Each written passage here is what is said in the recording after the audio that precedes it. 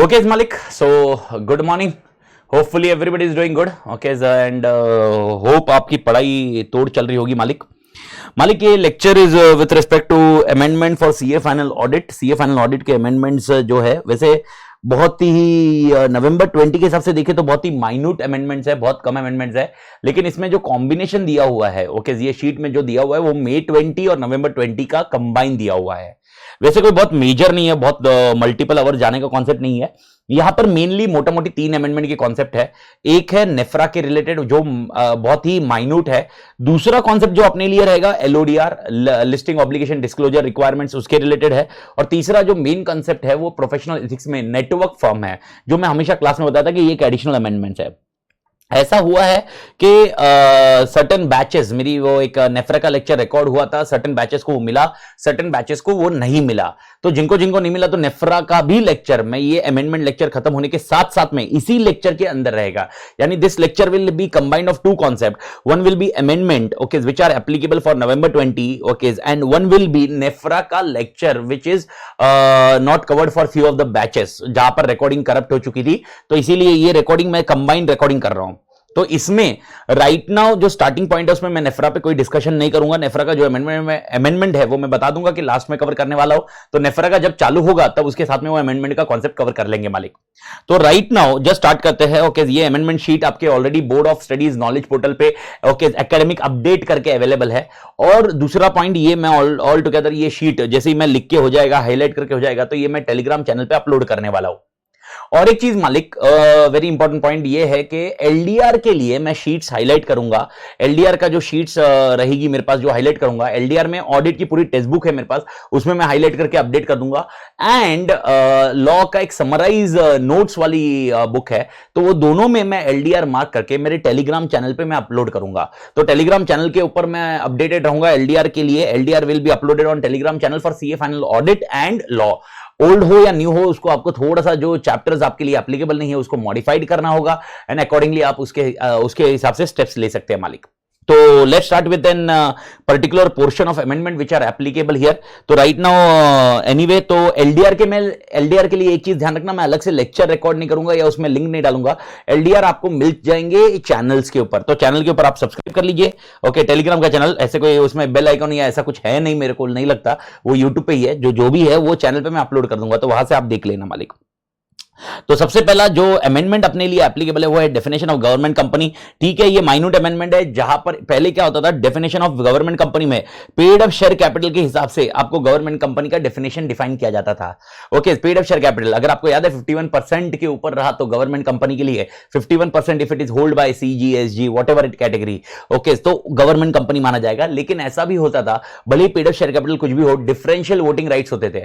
तो यहां पर इन लोग ने यहां पर यह बोल दिया है कि टोटल वोटिंग पावर के बेसिस पे भी गवर्नमेंट कंपनी को डिफाइन किया जाएगा, जहां पर डिफरेंशियल वोटिंग राइट्स है. यानी certain class of shares will be having certain rights, okay, certain class of shares के लिए ओके कुछ राइट्स अलग होंगे. तो अगर डिफरेंशियल वोटिंग राइट्स है तो उस केसेस में total voting power can be constituted, total voting power will be defined in case of paid up share capital. तो उस केसेस में टोटल वोटिंग पावर्स आपके पास कितनी है उसके हिसाब से गवर्नमेंट कंपनी डिफाइन किया जाएगा. ये एक कॉन्सेप्ट आपको पॉइंट 1 में आया है, तो ज्यादा कुछ ऐसे हेडेक नहीं है. दूसरा कॉन्सेप्ट जो आपको दिया हुआ है ये अपना ऑलरेडी कारो में कवर है, तो ये कारो में है ऑलरेडी. तो CARO was not applicable to all company, it is applicable to only filter company. उसी तरह ये थोड़ा सा कॉन्सेप्ट डाल दिया इन लोग ने सेक्शन 143 में. सेक्शन 143 अगर आपको याद है, powers and duties of auditor, तो ड्यूटी ऑफ ऑडिटर में इन लोग ने और एक कारो का एक पर्टिकुलर क्लॉज वाला कॉन्सेप्ट यहां पर इंसर्ट कर दिया है. ये लोग बोलते हैं the auditor of company shall in his report under section 143, यानी ड्यूटीज केस में, make a statement as to whether remuneration paid by a company to its director is in accordance with the provision of this section, whether remuneration paid to any director is in excess of the limit laid down under this section, and give such other detail as may be prescribed. यानी अगर आपको याद है 197 section managerial remuneration का section है, 197 के हिसाब से उनको मैनेजरल रेम्यूनरेशन मिला है या उसमें एक्सेस दिया गया है. एक्सेस दिया तो रिकवरी के लिए क्या स्टेप्स लिए, ये सब अपने कारों में रिपोर्ट किया था. लेकिन यहां पर सेक्शन 143 में नहीं था, अब सेक्शन 143 में डाल दिया गया है. यानी अब यहां पर ऑडिटर को ऑडिटर को कंपनी के रिलेटेड, मैनेजरियल रेम्युनरेशन के रिलेटेड भी रिपोर्टिंग सेक्शन 143 के अंदर करना पड़ेगा, जहां पर ड्यूटीज ऑफ ऑडिटर के अंदर और एक होगा कि he need to give statement कि managerial remuneration are with in limits और नॉट, और ओके सेकेंडली अगर एक्सेस दिया गया है तो उसकी रिकवरी है, मतलब एक्सेस कितना दिया गया है इसका इतना ही इसमें डालना है, और कारों में ये रहेगा उसकी रिकवरी के लिए क्या स्टेप्स लिए हुए हैं, ये अपन ने डिस्कस किया हुआ है। तो ये सेकंड पॉइंट आपको ये ध्यान में रखना है। तो अगर आपको याद है सर ये सब 143 का डिस्कशन किधर जाता है, if remember the audit report का पॉइंट्स, ऑडिट रिपोर्ट के पैराग्राफ अगर आपको याद है तो 1 2 3 title, addressee and so on, opinion paragraph, basis of opinion paragraph and so on. तो अगर आपको याद है 10th पैराग्राफ जो था आपके लिए other reporting requirements, if remember okay उसी कैटेगरी में डालना है। As per advisory issued by ICA, therefore said reporting requirement for auditors of public company clear cut public company दिया हुआ है, need to be covered in auditors report section, report on other legal and regulatory requirement, ये अपन ने already पढ़ा हुआ है। And याद रखना ये पब्लिक कंपनी ही क्यों एप्लीकेबल होगा, क्योंकि प्राइवेट कंपनी में सेक्शन 197 का क्राइटेरिया एप्लीकेबल ही नहीं रहेगा, तो इसीलिए आपको ध्यान होगा वो उसमें सर्टेन क्लास सर्टेन कैटेगरी में डिफाइन किया हुआ है, तो आपको वो पर्टिकुलर देखना पड़ेगा। तो यहां पर मैनेजरियल रेम्युनरेशन जो 11% का लॉजिक है, अनदर पॉइंट है, if remember 5%, okay combined 10% and total 11%, ये सब कुछ डिस्कस किए हुए हैं, आपने ये लॉ में पढ़ा हुआ है चैप्टर मैनेजरियल रेम्युनरेशन केस में। तो वहां पर ये लोग बोलते हैं कि उसका डिस्क्लोजर आपने कहां पर डालना है, अदर रिपोर्टिंग रिक्वायरमेंट्स के अंदर आपको ये यूज करना है, दैट्स इट, खत्म हो गई स्टोरी। ओके इसके बाद वाला जो पोर्शन आ रहा है मालिक, ये है सेक्शन 132 नेफ्रा के रिलेटेड। तो ये एक पर्टिकुलर सेक्शन है, यानी पॉइंट नंबर ये 3 जो है ये नेफ्रा के रिलेटेड है। तो जो मैं अभी डिस्कस नहीं कर रहा हूं ये नेफ्रा में, यानी ये मतलब अमेंडमेंट खत्म होगा, कोई मैं सेपरेट लेक्चर नहीं बनाऊंगा, इसी लेक्चर के कंटिन्यूएशन में नेफ्रा कवर करूंगा, उस टाइम पे मैं वापस इधर लेके आऊंगा। तो इतना पोर्शन है जो नेफ्रा के रिलेटेड है, will be covered at later stage. Everybody clear? Okay तो ये कंपनी एक्ट के या कंपनी ऑडिट के अमेंडमेंट से right now we are going on the next portion, that is called audit committee and corporate governance, that is nothing but if remember LODR के amendment है, LODR के amendment, these amendments were also applicable in May 20 and now it is applicable for November 20, क्योंकि May 20 में examination हुई नहीं है। तो sir इसमें ज्यादा कुछ ऐसे एकदम एग्जॉस्टिव काम करने की जरूरत नहीं है, बहुत बड़ा पोर्शन है, उसका स्ट्रक्चर एकदम आराम से समझा देता हूं, एकदम इजी कॉन्सेप्ट है। This amendment is related to resignation of auditor. बाकी जो जो अमेंडमेंट एप्लीकेबल है मैंने वो क्लास में कवर किए हुए हैं, तो अपने वीडियो लेक्चर में अमेंडेड कंटेंट है for LODR which was applicable from 2020, risk management committee के रिलेटेड हो या जो भी शेयर होल्डर का स्टेक होल्डर का रिलेशनशिप कमिटी के बारे में हो, ये सारे के सारे अमेंडमेंट अपने लेक्चर में कवर किए हुए मालिक। ओके सो ऑलरेडी वो आपके पास अमेंडेड ही है, यानी जब मैं वो पढ़ा था तो आगे के 6 महीने के बाद के भी उसमें कॉन्सेप्ट मैंने कवर किए थे LODR केस में, और वो LODR का लेक्चर ऑलरेडी यूट्यूब पे भी अपलोडेड है मालिक, LODR सर्च मारोगे तो उसमें मिल जाएगा मालिक कॉन्सेप्ट समझने के लिए, तो वो ऑलरेडी कवर्ड है। तो अब यहां पर LODR के क्या अमेंडमेंट है वो देख लेते हैं। It is only related to resignation of statutory auditor. अगर आप देखोगे तो लास्ट कुछ 1 या 1.5 साल के अंदर अंदर आप देखोगे तो बहुत सारे रेजिग्नेशन ऑफ स्टैट्यूटरी ऑडिटर के केसेस आ रहे हैं।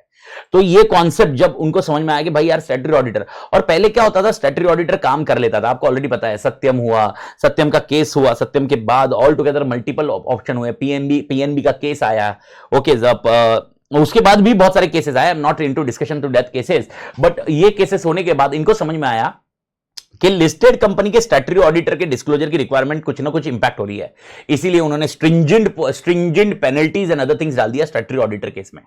इवन नेफ्रा आ गया, इवन अपनी इंस्टीट्यूट का पॉइंट आ गया कि भाई यार ये क्या हो रहा है, कहां पर क्वालिटी कंट्रोल जा रही है, कहां पर क्या रिक्वायरमेंट जा रही है। तो यहां पर क्या होता था, अब स्टैट्यूटरी ऑडिटर एंगेजमेंट ले लेता था, एक्सेप्ट कर लेता था, और बाद में उसको समझ में आया कि इंफॉर्मेशन नहीं मिल रही है या क्वालिटी इंफॉर्मेशन नहीं मिल रही है, कोई रिस्पॉन्ड नहीं कर रहा है या उनको मालूम पड़ रहा है इशू है, वो सीधा हाथ खड़े कर देते हैं। ये अपने पढ़ा भी है कि अगर आपको इंफॉर्मेशन नहीं मिल रही है यानी unable to obtain sufficient appropriate audit evidence, तो भाई अपन bye tata bye bye. Okay यही कॉन्सेप्ट हो रहा था, इसीलिए सेबी ने लिस्टेड एंटिटी के लिए सर्टेन रेगुलेशन निकाल दिए। सेबी ने लिस्टेड एंटिटी के लिए, ओके लिस्टेड एंटिटी के लिए उन्होंने बोला कि अगर लिस्टेड एंटिटी के आप ऑडिटर हो तो आप ऐसे मन किया और कल उठ के निकल गए ऐसा नहीं होगा, तो आपको सर्टेन रिक्वायरमेंट फुलफिल करनी पड़ेगी, और ये सर्टेन रिक्वायरमेंट क्या है वो अपन डिस्कस कर रहे हैं। And please do understand the SEBI का जो लिस्टेड एग्रीमेंट होगा, this is not applicable to auditor, this is applicable to company, and company need to ensure कि ऑडिटर ये रिक्वायरमेंट फुलफिल करेगा रेजिग्नेशन के पहले। यानी कंपनी को क्या ध्यान में रखना होगा, जब भी स्टैट्यूटरी ऑडिटर के साथ एग्रीमेंट हो, यानी अगर आपको याद है 210 के अंदर टर्म्स ऑफ एंगेजमेंट, उस टर्म्स ऑफ एंगेजमेंट में ये क्लियर लिखा होना चाहिए कि अगर आपको रेजिग्नेशन देना है तो ये क्राइटेरिया के बेसिस पर रेजिग्नेशन दोगे, अदरवाइज रेजिग्नेशन नहीं दे सकते। ये क्राइटेरिया मतलब फुलफिल करने के बाद ही आप छोड़ सकते हो काम, तब तक आप छोड़ नहीं सकते, और वो क्राइटेरिया क्या है वो डिस्कस कर रहे हैं। ओके तो सबसे पहला एक पंचायती डिस्कशन है, मैं उसको रीड कर रहा हूं, आप अपडेट कर लीजिए और जिधर जिधर मैं बोलूंगा इधर से अपने को मार्क करना, या मैं उसमें मार्क ही कर रहा हूं, ये शीट आपको वापस देखने की जरूरत नहीं है, लेकिन ये शीट आप टेलीग्राम से लोगे तो उसमें काम हो जाएगा मालिक। तो पहला पॉइंट ये लोग बोलते हैं लिस्टेड, ये देख लीजिए, ये सर्कुलर आया हुआ है, उसी की बेसिस पे क्या है, listed companies are required to make a timely disclosure to investors in the securities market for enabling them to take a informed investment decision. ठीक है, टाइमली डिस्क्लोजर करना जरूरी है, क्योंकि ऑडिटर तो भाई किसको इन्फॉर्म करेगा, ऑडिटर आरओसी को बोलेगा, कंपनी को बोलेगा, okay sir who will tell stock exchange, stock exchange को कौन देगा डिस्क्लोजर कि भाई यार हमारा ऑडिटर छोड़ के चला गया है, ये कंपनी का काम होगा, इसीलिए कंपनी की रिस्पांसिबिलिटी में डिस्कस किया हुआ है। अंडर सब क्लॉज 2 ब्ला ब्ला ब्ला, वो कुछ तो है डिस्कशन उसका regulation, the audit committee of a listed company inter alia has to make recommendations for appointment, remuneration and terms of appointment of auditor of a listed company.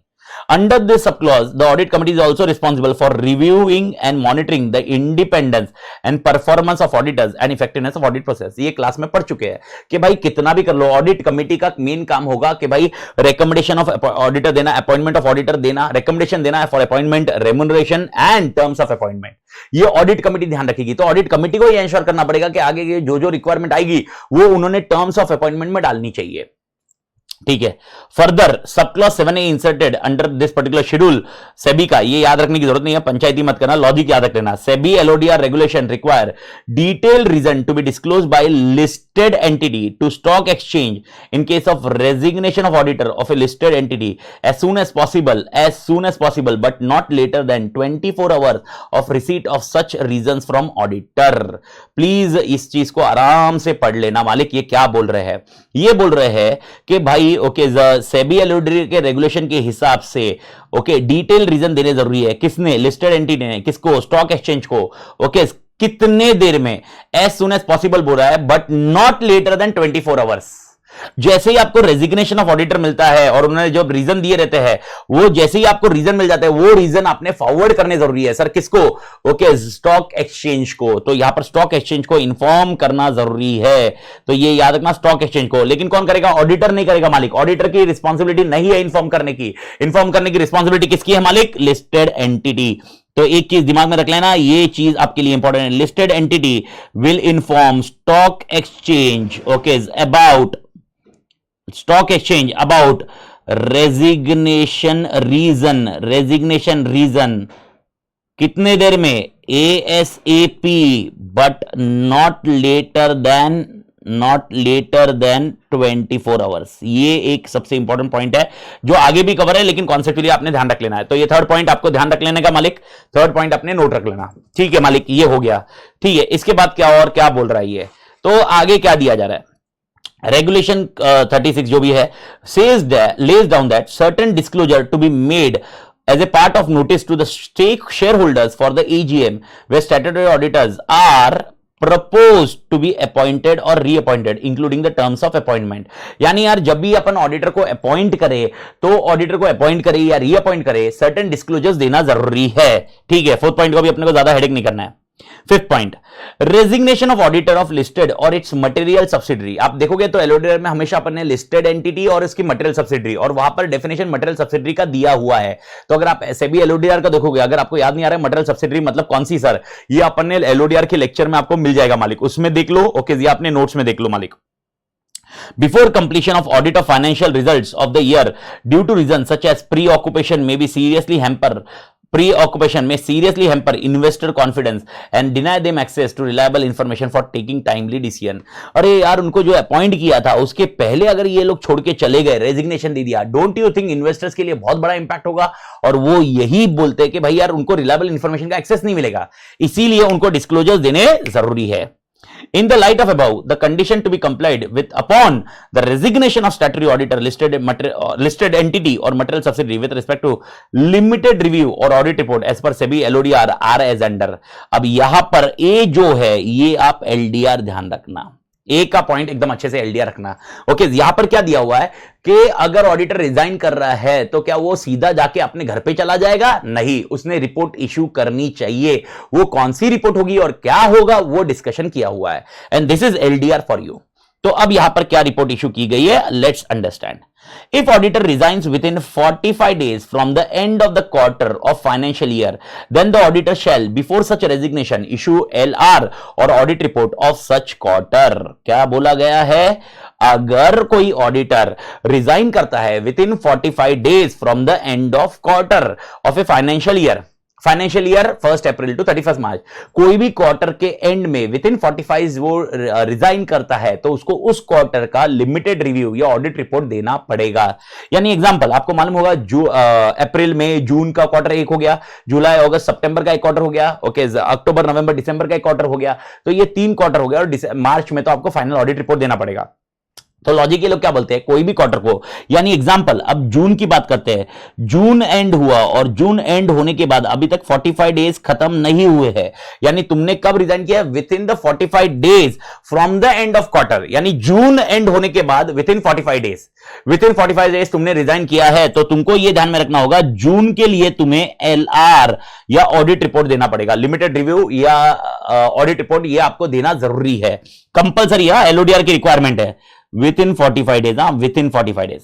अगला point क्या बोल रहा है, ओके, जून में, अगर जून का, यानी जून का तो काम कर लिया, अभी एज्यूम करते हैं उसने दिसंबर में छोड़ा है, तो इसका मतलब उसने जून का LR तो दे दिया होगा, सितंबर का भी LR दे दिया होगा, कहीं ना कहीं तो ये LR देते देते जाएगा, और दिसंबर में छोड़ा है तो दिसंबर में उसने इंश्योर करना कि दिसंबर के क्वार्टर खत्म होने के बाद छोड़ा है, यानी उसने रेजिग्नेशन कब दिया है, दिसंबर खत्म होने के बाद विद इन 45 डेज, यानी 15 फरवरी तक, 14 फरवरी तक इर्द गिर्द, ये अपन एज्यूम करते हैं, तो उसने रेजिग्नेशन दिया है, तो उसको दिसंबर तक का LR देना जरूरी है, कंपलसरी है LODR की रिक्वायरमेंट में. If auditor resign after 45 days, very important, from the end of quarter of financial year, then the auditor shall, before such resignation, issue LR audit report for such quarter as well as next quarter. मां कसम, यानी second point के हिसाब से ये बोलता है, अगर जून हो गया and he is resigning after 45 days, after 45 days, okay, तो अब ये LR देगा 2 क्वार्टर के लिए, एक जून क्वार्टर के लिए भी देना कंपलसरी होगा और उसको एक सितंबर क्वार्टर के लिए भी देना जरूरी होगा. ये समझने को करो मालिक, एकदम इजी कॉन्सेप्ट है, ओके. अगर 45 डेज के पहले एंड ऑफ द क्वार्टर अगर विद इन 45 डेज छोड़ा तो LR खाली उसको जून का देना होगा, लेकिन जून होने के क्वार्टर होने के बाद अगर आफ्टर 45 डेज छोड़ा तो उसको LR 2 क्वार्टर का देना पड़ेगा, एक तो जून का भी और एक सितंबर का भी. सर व्हाट इफ उसने अप्रैल में अपॉइंटमेंट लिया और मई में ही छोड़ दिया, क्वार्टर एंड हुआ क्या, नहीं, क्वार्टर एंड हुआ तो ये क्राइटेरिया एप्लीकेबल है. जब तक क्वार्टर एंड नहीं होता, कोई भी क्वार्टर एंड नहीं होता, तब तक ये कॉन्सेप्ट नहीं आता मालिक. तो याद रखना, क्वार्टर एंड होने दो, क्वार्टर एंड के पहले छोड़ दिया तो कोई रिक्वायरमेंट ही नहीं है, फिर कोई रिपोर्ट ही नहीं देने की जरूरत है उसको. अगर जून का क्वार्टर एंड हुआ और उसने एक दिन के बाद भी उसको रिजाइन करना है तो भी उसको जून का LR देना पड़ेगा, विद इन 45 डेज लिखा है ना मालिक, तो ये ध्यान में रखो. ओके, एंड लास्ट कॉन्सेप्ट तो सिंपल है यार. ओके, लास्ट कॉन्सेप्ट क्या बोलते हैं देख लीजिए. Not with standing above, if auditor has signed the limited review for first 3 quarters, then the auditor shall, before such resignation, issue the limited review or audit report for the last quarter of such financial year as well as the audit report for such financial year. Bharat माता की जय. यानी अगर ये बंदे ने जून का, सितंबर का और दिसंबर का साइन किया और अब ये सोच रहा है कि मैं रिजाइन करूं, ये लोग बोलते हैं भाई मार्च की ऑडिट रिपोर्ट दे दो, उसके बाद रिजाइन करो, क्योंकि आपने इतना तो कर लिया है, अब आप ऑडिट रिपोर्ट दे ही सकते हो, आपको कोई रोकेगा नहीं, आपको मतलब there is no requirement as such, तो मार्च की भी ऑडिट रिपोर्ट दो. अभी आप ये बोलोगे सर अगर इंफॉर्मेशन नहीं मिल रही है, कुछ नहीं मिल रही है, तो अपने पास ऑप्शन है ना 705 का मॉडिफिकेशन ऑप्शन है, तो मॉडिफिकेशन के हिसाब से ऑडिट ओपिनियन दो ना मालिक, लेकिन कंपल्शन आपको ये होगा. And one thing is very important, LODR is applicable only for listed entity. अगर लिस्टेड नहीं है, आपकी कोई एंटिटी दूसरी है, तो खत्म करो ना स्टोरी, फिर तो ये डिस्कशन ही मत करो, ये खाली लिस्टेड एंटिटी के लिए एप्लीकेबल है. तो रिक्वायरमेंट क्या होगी ऑडिटर की, 3 रिक्वायरमेंट. सर ये सभी ऑडिटर किसको एप्लीकेबल है, ओके, क्या ऑडिटर को एप्लीकेबल है, नहीं, कंपनी को एप्लीकेबल है. तो ऑडिटर क्यों बाउंड है, क्योंकि कंपनी को यह बताया गया है कि ये रिक्वायरमेंट अपने वो टर्म्स ऑफ एंगेजमेंट में डाल के देवे, ऑडिटर को बता देवे टर्म्स ऑफ एंगेजमेंट में कि ऑडिटर अगर तू रिजाइन करेगा, तू स्टैट्यूटरी ऑडिटर है, अगर तू रिजाइन करेगा, अगर कोई क्वार्टर स्टार्ट होने के पहले रिजाइन कर रहा है ठीक है, लेकिन क्वार्टर खत्म हुआ और उसके बाद रिजाइन कर रहा है, विद इन 45 डेज रिजाइन करेगा, तो तेरे को उस क्वार्टर की ऑडिट रिपोर्ट देनी पड़ेगी. उसके बाद विद आफ्टर 45 डेज रिपोर्ट करेगा from the end of the quarter, तो 2 क्वार्टर की ऑडिट रिपोर्ट देनी पड़ेगी. और अगर पहले 3 क्वार्टर की ऑडिट रिपोर्ट तूने दे दी है, लिमिटेड रिव्यू रिपोर्ट दे दी है, तो भाई तेरे को पूरा का पूरा ईयर एंड का भी ऑडिट रिपोर्ट देना पड़ेगा, लिमिटेड रिव्यू और ऑडिट रिपोर्ट ये देना पड़ेगा. भारत माता की जय. मेरे ख्याल से कॉन्सेप्ट समझ में आया मालिक. That's it. ओके, और वापस मैं समझा रहा हूं सर, ये क्या ऑडिटर को बाउंड है? नहीं भाई, एलओडीआर बाउंड नहीं है। एलओडीआर एंश्योर करेगा कि कंपनी ने, जो लिस्टेड कंपनी है, उन्होंने ये टर्म्स ऑफ एंगेजमेंट डालना चाहिए मालिक। ओके, तो ये मेक इट श्योर, ये ध्यान में रहे। Other condition relating to resignation, mainly यही था मेन एलओडीआर का। एलओडीआर में एक सबसे इंपॉर्टेंट एलडीआर ये है और दूसरा एलडीआर ये मैंने आपको लिख दिया है। ये दो एलडीआर आपने बहुत अच्छे से ध्यान रखने हैं। ओके, और आगे अभी है ना प्रोसीजरल कंप्लायंस है कि भाई इंफॉर्मेशन ले लेना चाहिए, किसने किसको बोलना चाहिए, क्या करना चाहिए, वो सब कुछ बताया हुआ है। तो अगला एक page is only Panchayati now. Other condition, मेरे ख्याल से इधर तक किसी को दिक्कत नहीं ना मालिक? Okay, other conditions relating to resignation shall include reporting of concerns with respect to listed entity and its material subsidy to the audit committee, यानी ऑडिट कमिटी को इन्फॉर्म करना जरूरी है। अब ऑडिटर का रोल आ गया। In case of any concern with management of listed entity or material subsidiary such as non-availability of information, non-cooperation by management which may hamper the audit process, the auditor shall approach chairman, the auditor shall, मैं थोड़ा colour change होता है, the auditor shall approach chairman of audit committee of the listed entity, यानी यहां पर क्या होगा, auditor सीधा किसके पास जाएगा? ऑडिट कमेटी के चेयरमैन के पास जाएगा और उसको बोलेगा कि भाई तुम्हारा मैनेजमेंट है वो हमें ये इंफॉर्मेशन नहीं दे रहा है, ये इंफॉर्मेशन के साथ में ये कुछ हमको रिक्वायरमेंट है वो नहीं दे रहा है। ये किसको बताएगा? Chairman of audit committee. और chairman of audit committee quarterly meeting के लिए वेट नहीं करेगा, इस पॉइंट के लिए इमीडिएटली कंसर्न रेज करेगा। इधर वो मीटिंग वो वीडियो कॉन्फ्रेंस से करे, कैसे करे मालूम नहीं, पर ये कंसर्न इमीडिएटली रेज होने चाहिए मालिक। नहीं तो क्या होगा, ये ऐसा पंचायती होते रहेगा और ऑडिट कमेटी कुछ नहीं करेगा और ये ऑडिटर बाद में रिजाइन करेगा, ये प्रॉब्लम होगा। इसीलिए ये लोग बोलते हैं जैसे ही उनको मिला directly immediately without specifically waiting for quarterly meeting of audit committee meetings. Quarterly audit committee meetings के लिए वेट करने की जरूरत नहीं है। जैसे ही आपको इंटीमेशन मिला ऑडिटर से, आपने इमीडिएटली ये कंसर्न रेज करना चाहिए ऑडिट कमेटी मीटिंग में। ठीक है मालिक? Okay, in case auditor proposes to resign, all concerns with respect to the proposed resignation along with relevant documentation shall be brought to the notice of audit committee. In case where the proposed resignation is due to non-receipt of information, okay, or explanation from the company, the auditor shall inform audit committee of details of information, explanation sought and not provided by management as applicable. यानी यार resignation किसको देना होगा? Audit committee को देना होगा। अब अगर ऑडिट कमेटी को रेजिग्नेशन आप दे रहे हो कि due to non availability of information या एक्सप्लेनेशन मुझे नहीं मिल रहा है या इंफॉर्मेशन नहीं मिल रही है, तो भाई आपको एक नोट में क्लियर देना पड़ेगा कि आप कौन सी इंफॉर्मेशन मांग रहे हो, आप कौन सा एक्सप्लेनेशन मांग रहे हो जो मैनेजमेंट नहीं दे रही है, ये आपको इंटीमेट नहीं कर रही है, ये आपको अपडेट करना पड़ेगा।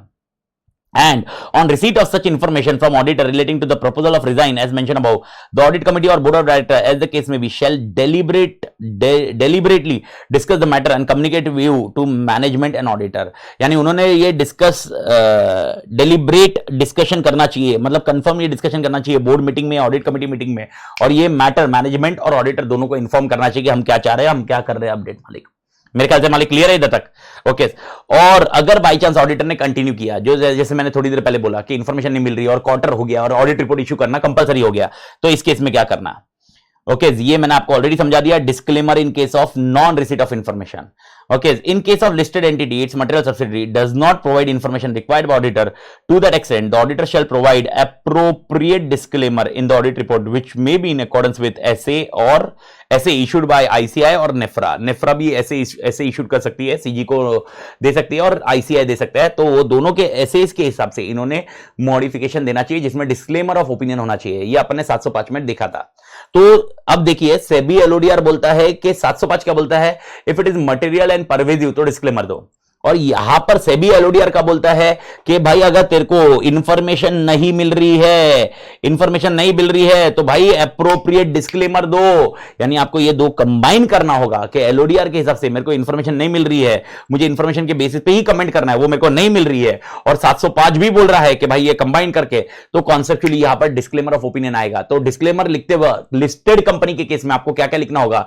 705 का यूज करना पड़ेगा और सेबी एलओडीआर का भी यूज करना पड़ेगा। तो एक एडिशनल पॉइंट है जिसको आप यूज कर सकते हो।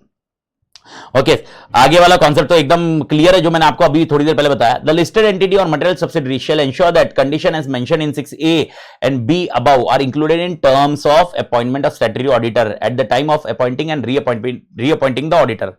In case the auditor has already appointed, the terms of appointment shall be suitably modified to give the effect of 6A and 6B. Sir what is 6A and 6B? यही रे 45 days का jump पे, 45 days का। और तू अगर छोड़ने जाएगा तो सबसे पहले ऑडिट कमेटी के चेयरपर्सन को बोल, चेयरपर्सन इंश्योर करेगा, इंफॉर्मेशन मिलेगी, उसके बाद ही तेरा रेजिग्नेशन प्रपोज होगा। ये तुम लोग ने एग्रीमेंट में डलवा लेना चाहिए और CS उसको सर्टिफाई करेगा। भारत माता की जय। The practicing company secretary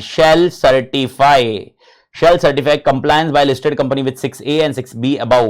okay, secretarial compliance report होती है, वो कंप्लाई करेंगे। सेक्रेटरी, प्रैक्टिसिंग सेक्रेटरी साइन करेगा, CS साइन करेगा कि हाँ भाई 6A और 6B का कंप्लायंस हुआ है। 6A 6B मतलब क्या? 6A मतलब ये भाई ओके छोड़ेगा, रेजिग्नेशन देगा तो उसके इसमें क्या क्या रिक्वायरमेंट है वो डिफाइन किया हुआ है। मेरे ख्याल से मालिक एवरीबॉडी क्लियर? परफेक्ट। ओके, अब ये obligations of listed entity and material subsidiary, ये एक एडिशनल पॉइंट है। ओके, ये क्या क्वेश्चन, ये क्या कॉन्सेप्ट है? ये कॉन्सेप्ट ये है कि उनको कोई फॉर्मेट ऑफ इंफॉर्मेशन देनी जरूरी है।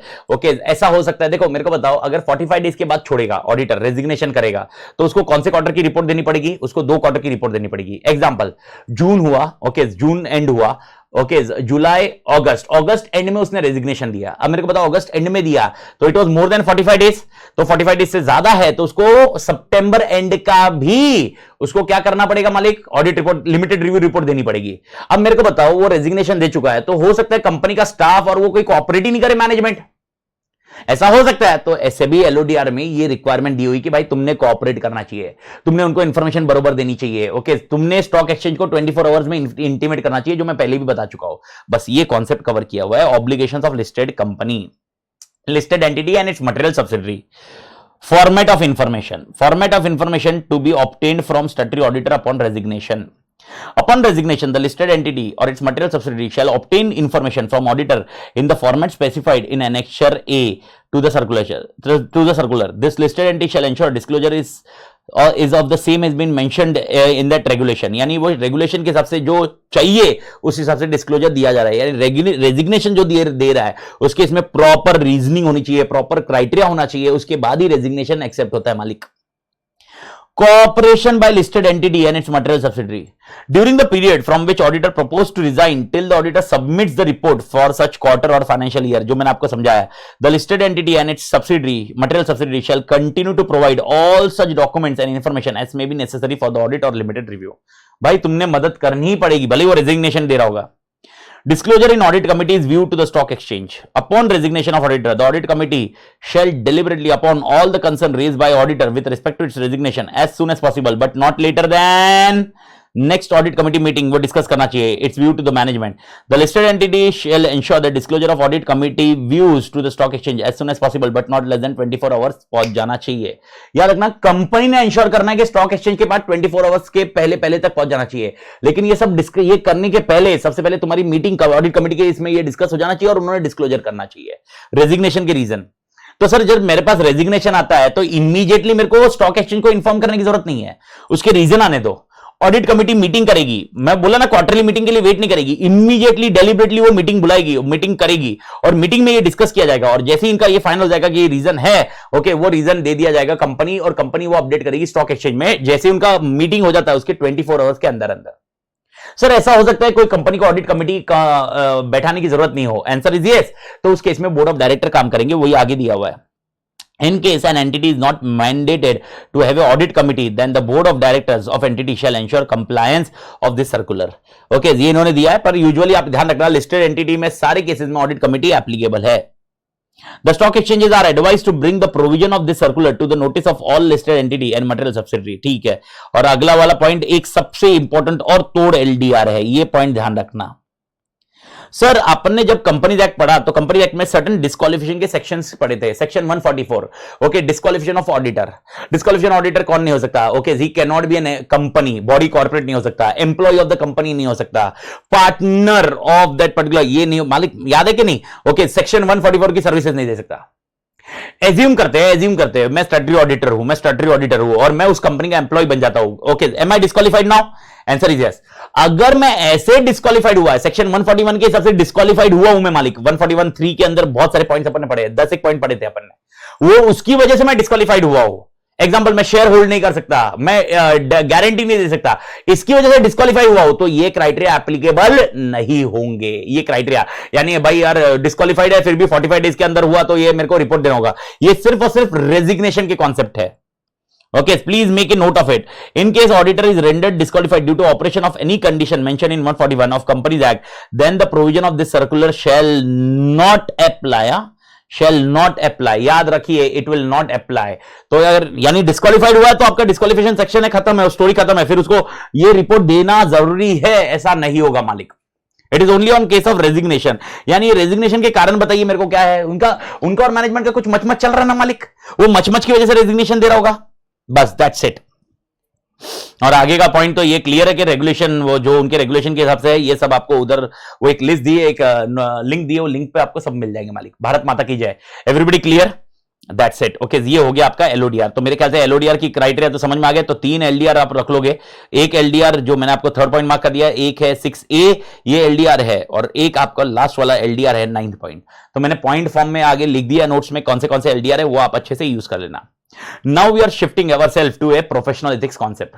Professional ethics में, okay, there is a major amendment related to network and network firms. तो अगर आप देखोगे तो यहां पर अगर आप देखोगे तो नेटवर्क और नेटवर्क फर्म्स को डिस्कस करना क्यों इंपॉर्टेंट है या मैंडेटरी है, तो उन्होंने समझाया है कि भाई यार आपको याद होगा 211 ओके, क्लॉज 211 ओके, आप कमीशन ले सकते हो, दे सकते हो, 311 ओके, 511, 611, ये क्लॉजेस को ध्यान में रखते हुए हमें नेटवर्क फर्म को इस रडार में लाना जरूरी था। इसलिए इंस्टीट्यूट बोलता है कि मैं आपको सर्टेन क्राइटेरिया दे रहा हूं नेटवर्क और नेटवर्क फर्म्स के रिलेटेड। अब जब मैं क्राइटेरिया की बात करता हूं तो क्या होगा, तो सबसे पहले आप ये समझ लेना इसके अंदर क्या है। इसके अंदर अपने डिस्कशन में जो आएगा वो ये आएगा कि भाई यार नेटवर्क फर्म या नेटवर्क फर्म क्या है, मीनिंग क्या है। मीनिंग पंचायती मीनिंग है जो आपके स्क्रीन पर अभी दिख रहा है, ये मीनिंग है, ठीक है ना। मतलब मीनिंग में मेरे को ज्यादा कोई कंसेप्ट ज्यादा ऐसे टेंशन नहीं है। दूसरा, कॉन्सेप्ट ऑफ नेटवर्क फर्म क्या है, यानी कैसे बोलोगे कि ये नेटवर्क फर्म है, कैसे बोलोगे ये पार्टनरशिप फर्म है, how will decide this is a partnership firm, how will decide this is a network firm. तो उन्होंने सर्टेन क्राइटेरिया दिए, 6 से 7 पॉइंट दिए। अगर ये 6 से 7 पॉइंट मैच होते हैं कंबाइंडली तो आपका नेटवर्क फर्म माना जाएगा। अगर ये कंबाइंड नहीं होते हैं तो आपकी पार्टनरशिप फर्म और रिक्वायरमेंट अलग रहेगी। उसके साथ में आपको कौन से फॉर्म में आप नेटवर्क एंटर कर सकते हो, क्या पार्टनरशिप में भी नेटवर्क कॉन्सेप्ट एंटर कर सकते हैं? आंसर इज यस, क्योंकि नेटवर्क का डेफिनेशन से आपको मैच होगा। तो नेटवर्क फर्म के लिए फॉर्म्स क्या अवेलेबल है, अप्रूवल ऑफ नेम, मतलब नेटवर्क के लिए आपको अप्रूवल ऑफ नेम लगेगा, नेम अप्रूवल करने के लिए क्या रहेगा, रजिस्ट्रेशन करने के लिए क्या रहेगा, अगर मैं आउटसाइड इंडिया भी ऑपरेट करना चाहता हूं यहां पर अगर कुछ चेंजेस करने हैं, मुझे कोई क्या क्या कंप्लायंस लगेंगे, क्या इथिकल स्टैंडर्ड मुझे भी लगेगा, ये सारी रिक्वायरमेंट आपको नेटवर्क फर्म्स के रिलेटेड दी हुई है। तो नेटवर्क फर्म्स को ध्यान में रखते हुए मैं यहां पर एक चार्ट बना देता हूं। इस पेज पे ही चार्ट बना रहा हूं तो आपको वो बनाने की जरूरत नहीं पड़ेगी। तो मैं नेटवर्क फर्म्स में कॉन्सेप्चुअली बता देता हूं। नेटवर्क जो प्रोफेशनल एथिक्स है, सबसे पहला जो पोर्शन अपने सिलेबस में है वो आपके लिए आएगा, what is a meaning of network firm. दूसरा कॉन्सेप्ट आपके लिए आएगा कॉन्सेप्ट मतलब criteria for network firm. How you will decide that whether this is a network or other चीज या स्ट्रेटेजिक अलायंस जैसा कुछ है, क्या है ये क्राइटेरिया। तीसरा सिनारियो फॉर्म्स ऑफ नेटवर्क, किस किस प्रकार के नेटवर्क बन सकते हैं। चौथा सिनारियो नेम अप्रूवल। पांचवा सिनारियो रजिस्ट्रेशन करना पड़ेगा आपको नेटवर्क का, तो रजिस्ट्रेशन फॉर्म नंबर दिए हुए हैं। उसके बाद आपका नेटवर्क आउटसाइड इंडिया जाना जाता है, तो क्या मैं आउटसाइड इंडिया भी काम कर सकता हूं, उसके ऊपर डिस्कशन है। उसके साथ में मोस्ट इंपॉर्टेंट, अगर मेरे नेटवर्क में कुछ चेंजेस होते हैं, यानी और कोई नया ऐड होता है, कोई पुराना आ जाता है, ये है, तो उसका क्या सिनारियो है। चेंजेस के साथ में आपको कंप्लायंसेस क्या क्या लगेंगे, यानी इथिकल स्टैंडर्ड या स्टैट्यूटरी ऑडिटर या फीस के ऊपर कुछ रेस्ट्रिक्शन है क्या। और उसके साथ में आपको और एक है concept, that is by laws, यानी आपके नेटवर्क फर्म ने बाय लॉज बनाने चाहिए। तो देख लीजिए मालिक क्या क्या है, ये सारी चीजें अपने को डिस्कशन करने लायक है नेटवर्क के अंदर मालिक। तो नेटवर्क के अंदर क्या क्या चीजें हैं, ओके, अपन ध्यान में रख लेते हैं। नेटवर्क के अंदर सबसे पहले अपन मीनिंग ऑफ नेटवर्क पढ़ते हैं, second point criteria of network, third point forms of network, चौथा पॉइंट नेम्स ऑफ अप्रूवल के लिए क्या चाहिए, रजिस्ट्रेशन क्या चाहिए, आउटसाइड इंडिया काम किया तो क्या होगा, चेंज इन नेटवर्क हुआ तो क्या सीन है, कंप्लायंसेस कुछ करने हैं, क्या क्या करने पड़ेंगे, कंप्लायंस का क्या क्या ध्यान में रखना पड़ेगा, और बायलॉज किस किस पर्पस के लिए बायलॉज चाहिए। यूजुअली मैं बता दूं, ओके, यहां पर अगर मैं question examination point of view देखता हूं, तो मैंने कौन सा ध्यान में रखना चाहिए, एक ये ध्यान में रखना चाहिए जो एलडीआर है। लेकिन मैं वापस बता रहा हूं, ये जो मैं एलडीआर मार्क कर रहा हूं, ये वाला पहला वाला जो एलडीआर मैंने मार्क किया अभी कॉन्सेप्ट, ये बहुत एक पेज का आंसर है, उसमें से खाली कीवर्ड जो मैं हाईलाइट कर रहा हूं उतना आप अच्छे से ध्यान में रखिए। कीवर्ड्स, वो पूरे आंसर में कीवर्ड्स को ध्यान में रखिए और उसी के हिसाब से आंसर रखिए। दूसरा पॉइंट, आप एलडीआर याद रखना, फॉर्म्स ऑफ नेटवर्क, ये ध्यान रखना, ठीक है। तीसरा सिनारियो अगर आप इसमें से देखोगे तो कंप्लायंसेस एक एलडीआर रहेगा आपके लिए, एलडीआर का ध्यान रखना, ओके। ये तीन चीजें आपके लिए तोड़ एलडीआर है, okay. Name approval can be there for MCQ, registration के फॉर्म्स होते हैं तो एमसीक्यू के लिए फॉर्म ध्यान रख लेना, फॉर्म नंबर ध्यान में रख लेना, ओके। और सर मीनिंग में तो आपको याद रखने की जरूरत नहीं, मीनिंग कंप्लीटली इग्नोर हो सकता है, और बायलॉज आपको याद रखना तो रखिए मालिक, नहीं तो है। पर ये तीन क्वेश्चन है ना, रट लीजिए, ओके, ये वाला। और मैं आपको रटने को भी ये बोला है कि इसमें जो हाईलाइट करूं उतना ही रटिए मालिक, बाकी उसमें कोई रटने की जरूरत नहीं है, क्योंकि पंचायती बहुत सारी है, आपको भी मालूम है। जब अपन नोट्स बनाते हैं, ये तो क्या मॉड्यूल का बैर दे दिया है, ओके, और पूरा का पूरा ऐसा इंपॉसिबल है रटना, तो उसको स्ट्रक्चर वाइज देखेंगे और देखेंगे कैसे अपडेट रखना है मालिक। ओके, तो this is the last portion of amendment of CA final audit. Okay, तो इसके अंदर क्या क्या कवर है देख लेते हैं। ओके, सबसे पहले चालू करते हैं, और वापस ये पेज मैंने बता दिया, ये पहला पेज आपने इग्नोर करना है, यानी ये पूरी तरह डिलीट है, ये आपको पढ़ने की जरूरत नहीं है। इन लोग ने बताया कि नेटवर्क क्यों डिस्कस कर रहे हैं, क्योंकि ये क्लॉजेज में आपका पॉइंट आ रहा है, तो यहां से आपका पूरा इग्नोर हो जाता मालिक। यहां से अपना कंटेंट चालू होता, मीनिंग ऑफ नेटवर्क और नेटवर्क फॉर्म क्या बोला गया है। नेटवर्क, ओके, टेक्नोलॉजी जैसा कॉन्सेप्ट है वैसे ही कॉन्सेप्ट आपको है नेटवर्क।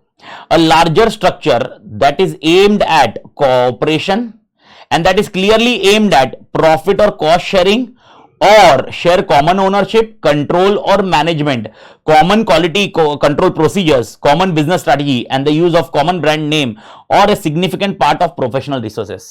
मां कसम, इसी से आपका सेकंड आंसर आने वाला है मालिक, ये याद रखना, इसी से आपका सेकंड आंसर आने वाला है।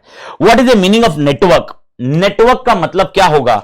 इंस्टीट्यूट बोलती है नेटवर्क का मतलब, हम क्लियर बताते हैं, एक तो कोऑपरेशन होना चाहिए, एंड एक तो तुम्हारे बीच में कोऑपरेशन है, तुम एक दूसरे को कोऑपरेट कर रहे हो, and okay, that is clearly aimed at, या तो प्रॉफिट और कॉस्ट शेयरिंग करोगे, और share common ownership control management करोगे, common quality control policy procedure हो सकते हैं, कॉमन बिजनेस स्ट्रेटजी हो सकती है, the use of common brand name हो सकता है, और a significant part of professional resources. इसका मतलब दो चीज का इन्वॉल्वमेंट नेटवर्क में होगा। सबसे पहला होगा कॉपरेशन, ठीक है मालिक, ये अपन सबके बीच में कॉपरेशन होना चाहिए। एंड आगे जो आप पॉइंट्स पढ़ रहे हो ना मालिक, ओके, जो पिंक में पूरा हाईलाइट किया है, ये और के कॉन्सेप्ट में जा रहा है मालिक, तो और के कॉन्सेप्ट में ध्यान रखिए, क्या क्या और के कॉन्सेप्ट में जा रहा है। That is clearly aimed eight profit और कॉस्ट शेयरिंग, और शेयर कॉमन ओनरशिप कंट्रोल और management, common quality control policies and procedures, common business strategy, the use of common brand name, okay, और सिग्निफिकेंट पार्ट, यानी क्या क्या हो सकता है, यही लोग बोलते हैं, okay. And that is clearly aimed eight, यानी प्रॉफिट और कॉस्ट ये शेयर होना चाहिए, कॉस्ट शेयर होना चाहिए, और अगर प्रॉफिट कॉस्ट शेयर नहीं होना चाहिए तो और क्या, कॉमन ओनरशिप होनी चाहिए, कॉमन ओनरशिप होनी चाहिए। कॉमन ओनरशिप जब मैं बोल रहा हूं तो उसको उन्होंने 3-4 नाम दिए, ओनरशिप, कंट्रोल और मैनेजमेंट होना चाहिए, और क्या होना चाहिए, कॉमन क्वालिटी कंट्रोल होना चाहिए, यानी पॉलिसी प्रोसीजर कॉमन होना चाहिए, और क्या होना चाहिए, कॉमन बिजनेस स्ट्रैटेजी होनी चाहिए, बिजनेस स्ट्रैटेजी कॉमन होनी चाहिए, कॉमा है ये, कॉमन बिजनेस स्ट्रैटेजी होनी चाहिए, और साथ में common, okay, common business strategy, the use of common brand name होना चाहिए, कॉमन ब्रांड नेम होना चाहिए, और a significant part of professional resources, यानी प्रोफेशनल रिसोर्सेस को शेयर करना आना चाहिए, प्रोफेशनल रिसोर्स शेयर कर रहे हैं। अब प्रोफेशनल रिसोर्सेस क्या है क्या नहीं है, इन लोग ने आगे बताया। सबसे पहले इसके डेफिनेशन को रट लो आप। सर ये रट लो क्योंकि ये रटे तो अपना जो अगला एलडीआर है ना, वैसे मीनिंग मैंने पहले ही बताया, मीनिंग आपको रटने की जरूरत नहीं है, लेकिन अगला एलडीआर अपने को जो झेपना है वो इसी डेफिनेशन में से आने वाला है। क्योंकि what is a criteria for network, तो क्राइटेरिया फॉर नेटवर्क आपने जो लिखा है मैंने ब्लू में, ये क्राइटेरिया फॉर नेटवर्क है मालिक, ये क्राइटेरिया फॉर नेटवर्क है मालिक, ये जो ब्लू में लिखा है ये क्राइटेरिया ऑफ नेटवर्क है। क्राइटेरिया ऑफ नेटवर्क क्या है? एक तो कॉपरेशन होना चाहिए, या प्रॉफिट एंड लॉस शेयरिंग होना चाहिए, कॉमन ओनरशिप होना चाहिए, ओके, ये कॉमन क्वालिटी कंट्रोल होना चाहिए, कॉमन ओके बिजनेस स्ट्रैटेजीज होनी चाहिए, कॉमन ब्रांड नेम होना चाहिए और प्रोफेशनल रिसोर्सेज शेयर होने चाहिए। ये कॉन्सेप्ट आपके लिए आता है नेटवर्क केस में मालिक। तो नेटवर्क केस में क्या क्या है मालिक? कॉपरेशन, ओके, एंड प्रॉफिट और लॉस, ये याद रखो, फिर मैनेजमेंट कंट्रोल, ये याद रखो, उसके बाद क्वालिटी कंट्रोल पॉलिसी प्रोसीजर याद रखो, उसके बाद बिजनेस स्ट्रेटजी याद रखो, उसके बाद ब्रांड नेम याद रखो, उसके बाद प्रोफेशनल रिसोर्सेज। ओके, 8 पॉइंट का लॉजिक याद रखो मालिक। सबसे पहले कॉपरेशन होना चाहिए, उसके बाद है एंड, इसके बाद ये कंबाइंड का कॉन्सेप्ट दिया हुआ है। कंबाइंड का मतलब इसमें से इर्द गिर्द हुआ तो डिपेंड ऑन सर्कमस्टेंसेस, ओके, आपका नेटवर्क होगा, लेकिन पहला कॉपरेशन होना जरूरी है, एंड दिया हुआ है, तो ये और बाकी 7 के क्राइटेरिया मैच होने चाहिए। सातों के सातों होंगे ऐसा नहीं है, क्योंकि सातों में मैंने आपको बताया और का डिस्कशन है। ओके, अगर आप देखोगे इसके डेफिनेशन में क्या लिखा हुआ है, that is clearly aimed eight profit और कॉस्ट शेयरिंग और शेयर्स कॉमन ओनरशिप। या तो प्रॉफिट एंड कॉस्ट शेयर करेंगे या ओनरशिप शेयर करेंगे, ओके, हमको कोई फर्क नहीं पड़ता। तो इसीलिए ध्यान रखना, ये जो नीचे अपना पॉइंट डिस्कशन में आ रहा है ना मालिक, दिस इज बेसिकली और के कॉम्बिनेशन में होगा। या तो प्रॉफिट और कॉस्ट शेयर करेंगे या कॉमन ओनरशिप शेयर करेंगे। हाँ, इसके बाद कॉमन क्वालिटी कंट्रोल होनी चाहिए, कॉमन बिजनेस स्ट्रेटजी होनी चाहिए, कॉमन ब्रांड नेम होना चाहिए। ओके, यानी पहले 2 में इन लोग ने तो भाई और बोला हुआ है, उसके बाद कॉमा दिया हुआ है, ओके, कॉमा दिया हुआ है, देख लीजिए, कॉमन क्वालिटी कंट्रोल, उसके बाद कॉमन पॉलिसी प्रोसीजर, उसके बाद दिया कॉमन बिजनेस स्ट्रैटेजी, और उसके बाद दिया है the use of common brand name, और ब्रांड नेम रहेगा सही या प्रोफेशनल रिसोर्सेज हम शेयर करेंगे, आइदर ऑफ इट। तो यूजुअली मैं आपको एक चीज समझा दूं, ओके, ये प्योरली सब्जेक्टिव है, इसीलिए इन लोग ने आगे जो लिखा हुआ है कि इट डिपेंड्स ऑन सर्कमस्टेंसेस, कि ये नेटवर्क माना जाएगा या नहीं माना जाएगा, लेकिन आपको आंसर लिखते वक्त ये पॉइंट ध्यान में रखने हैं। ओके, और इसमें से भी पहला पॉइंट कैसे ध्यान रखोगे? आप ध्यान रखोगे ये कंपलसरी चाहिए, और इसके बाद वाले इसमें से कुछ कॉम्बिनेशन वर्क हो गया तो काम खत्म है। ओके, अब नेटवर्क फॉर्म क्या होता है? पहली बात, नेटवर्क को आपने रट लेना है। अगर आपको आंसर याद नहीं आया तो आगे देखते हैं, आगे में कवर करते हैं अपन आंसर को, क्या क्या है कॉन्सेप्ट ऑफ नेटवर्क को क्या डिस्कस करेंगे। उसके बाद आता है नेटवर्क फॉर्म। नेटवर्क फॉर्म मतलब क्या? Means a firm or entity that belongs to network, ये तो क्लियर ही है। ओके, यानी ऊपर जो नेटवर्क है उसको आगे मतलब वो फर्म है, और वो firm as a firm, okay, और entity that belongs to a network, यानी वो एक एंटिटी है जो नेटवर्क को बिलोंग करती है, that is nothing but network firm. यानी एग्जांपल, एक नेटवर्क है जो कॉर्पोरेशन के लिए काम कर रहा है और मैं उस नेटवर्क के लिए काम कर रहा हूं, that is nothing but network firm, I am a network firm. यानी if there is an a, okay, which is a network, and PQR are separate firm which are associated with network and they are working for a network, so P is nothing but a network firm, Q is nothing but a network firm, C is nothing but a network firm. These are network firms. A is a network, okay, and those firms or entity that belongs to network is network firm. Please understand, गड़बड़ मत करना। A is a network, A, अभी आगे नाम क्या लिखेंगे मैं अभी बात नहीं कर रहा, लेकिन अभी क्योंकि आपको समझ में नहीं आया तो by chance A and affiliates करके, नेटवर्क को कभी भी A and affiliates लिखा जाएगा, एफिलिएट वर्ड यूज होना चाहिए, ये नेटवर्क के लिए क्राइटेरिया है। इंस्टीट्यूट ने बोला कि भाई अगर हमको समझना कि नेटवर्क है कि नहीं है, अरे यार कैसे समझेंगे ये पार्टनरशिप फॉर्म है या नेटवर्क है? तो इसीलिए अगर आपको नेटवर्क है तो नेटवर्क में आपके नाम के आगे एफिलिएट्स लगाना जरूरी है। तो मैं नाम के आगे क्या लगा रहा हूं? A and affiliates. अगर मैं ऐसा लगाया तो इसका मतलब ये है network. Okay, now it is not a network firm, it is a network. Now with A and affiliates, P and company is working, Q partnership firm is working, okay, R proprietor is working. Now these are network firms. These are network firms. यानी याद रखना, firm or entity that belongs to network. Okay, any firm or entity which belongs to network is network firm. तो जो partnership firm जिस network को connected है, जिस network के साथ कनेक्टेड है, वो नेटवर्क के साथ जो कनेक्टेड होगी, ओके, वो तो नेटवर्क ही माना जाएगा, वो नेटवर्क फर्म नहीं माना जाएगा। जो पार्टनरशिप फर्म वो नेटवर्क के साथ कनेक्टेड है, वो पार्टनरशिप फर्म मानी जाएगी। Okay, that is called network firm. That's the only definition का कॉन्सेप्ट, एंड ये डेफिनेशन इसीलिए इंपॉर्टेंट है क्योंकि इसी के बाद आपको ये समझ में आएगा कि नेटवर्क फर्म कौन सी है। तो आपको यह समझना होगा कि क्या क्या कंटेक्स्ट से नेटवर्क फॉर्म बन सकती है, तो अपन वो डिस्कशन कर रहे हैं। तो एक बार देख लेते हैं कॉन्सेप्ट ऑफ नेटवर्क। तो अभी आपका आता है एलडीआर क्वेश्चन, लेकिन आपने ऑलरेडी पढ़ा है। अभी अगर देखोगे कॉन्सेप्ट ऑफ नेटवर्क, देखो कितने सारे पॉइंट है, 2 पेज का आंसर है, ऑलमोस्ट 10 पॉइंट का है, लेकिन इतनी पंचायती है, इतनी पंचायती याद रखने की जरूरत ही नहीं है। मैं रीड सब कर रहा हूं, लेकिन आप पूरी पंचायती याद मत रखोगे। इसमें से खाली मैं जो हाईलाइट करूंगा, मैं मार्क तो कर रहा हूं सब पढ़ते पढ़ते, लेकिन मैं फिर हाईलाइट करूंगा, जो येलो कलर का मार्कर होगा उतना आपने याद रखना है। देख लीजिए, to enhance concept of network, अभी वही पढ़ रहे हैं जो डेफिनेशन के रिलेटेड आ रहा है ना, वही पढ़ रहे हैं। To enhance their ability to provide professional services, firms frequently form larger structure with other firms and entity. ठीक है, अपनी बहुत और अच्छे से सर्विस देने के लिए, बहुत सारी सर्विसेज देने के लिए फर्म्स क्या करती है, लार्जर स्ट्रक्चर को ज्वाइन करती है, जो जिनके साथ और अदर फर्म्स आ जाती है। Whether these larger structure create a network depends on particular facts and circumstances and does not depend on whether the firm or entity are legally separate or distinct. ये तो क्लियर है, इसीलिए मैंने आपको बताया कि अपने को नेटवर्क समझना होगा। For example, a larger structure may be aimed only at facilitating the referral of work, which in itself does not mean the criteria necessary to constitute a network. यानी एग्जांपल, एक फर्म से मेरे को क्या किया, वो फर्म खाली ये काम कर रही है कि वो वर्क को फैसिलिटेट कर रही है, फैसिलिटेट कंप्लीट करने के लिए वो काम आगे दे रही है। एग्जांपल, एक पार्टनरशिप फर्म है जिनके पास टेक्नोलॉजी ऑडिट के लिए कोई बंदा नहीं है, तो उन्होंने अमित को टेक्नोलॉजी ऑडिट करने के लिए बुला लिया। अब ये फैसिलिटेट किया, but I am not a network firm nor they are network firm, I am not a network firm into that, it is only a facilitator, I am only facilitating in that work. तो ये network नहीं होगा, मेरा और उनका network नहीं है। उनके पास ऑडिटर नहीं है, IT auditor, okay, technology auditor, इसलिए उन्होंने मुझे बुलाया। तो ये लोग वो समझा रहे कि आपको देखना पड़ेगा, ऐसा नहीं कि अरे यार ये और हम ही तो अभी ये नेटवर्क हो गया, ऐसा नहीं होगा। नेटवर्क के लिए कॉपरेशन एंड आगे मैंने बताया ना, common profit and loss share करेंगे। तो सर आप बोलोगे उसमें भी तो प्रॉफिट एंड लॉस शेयर करोगे, लेकिन कॉपरेशन नहीं है ना, उन्होंने मुझे दे दिया काम, देयर इज नो कॉपरेशन, मेरे को फैसिलिटेट कर दिया है, भाई तू अभी देख। ये कॉन्सेप्ट ध्यान में रखना।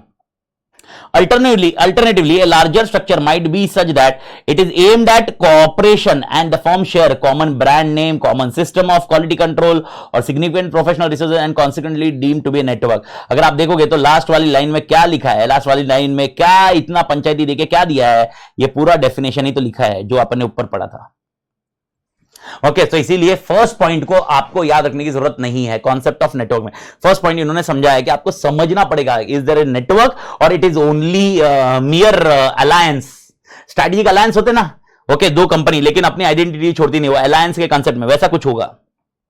Second, the judgment as to whether the larger structure is a network shall be made in light, okay, of whether a reasonable and informed third party would likely to conclude, weighing all the specific facts and circumstances, that the entities are associated in such a way that network exists. This judgment shall be applied consistently throughout the network. Okay, यानी आपको ये देखना पड़ेगा, सारे fact and circumstances जो आगे discuss कर रहे हैं वो देखने पड़ेंगे। यानी सेकंड पॉइंट भी आप छोड़ दीजिए, कुछ नहीं है, पंचायती है।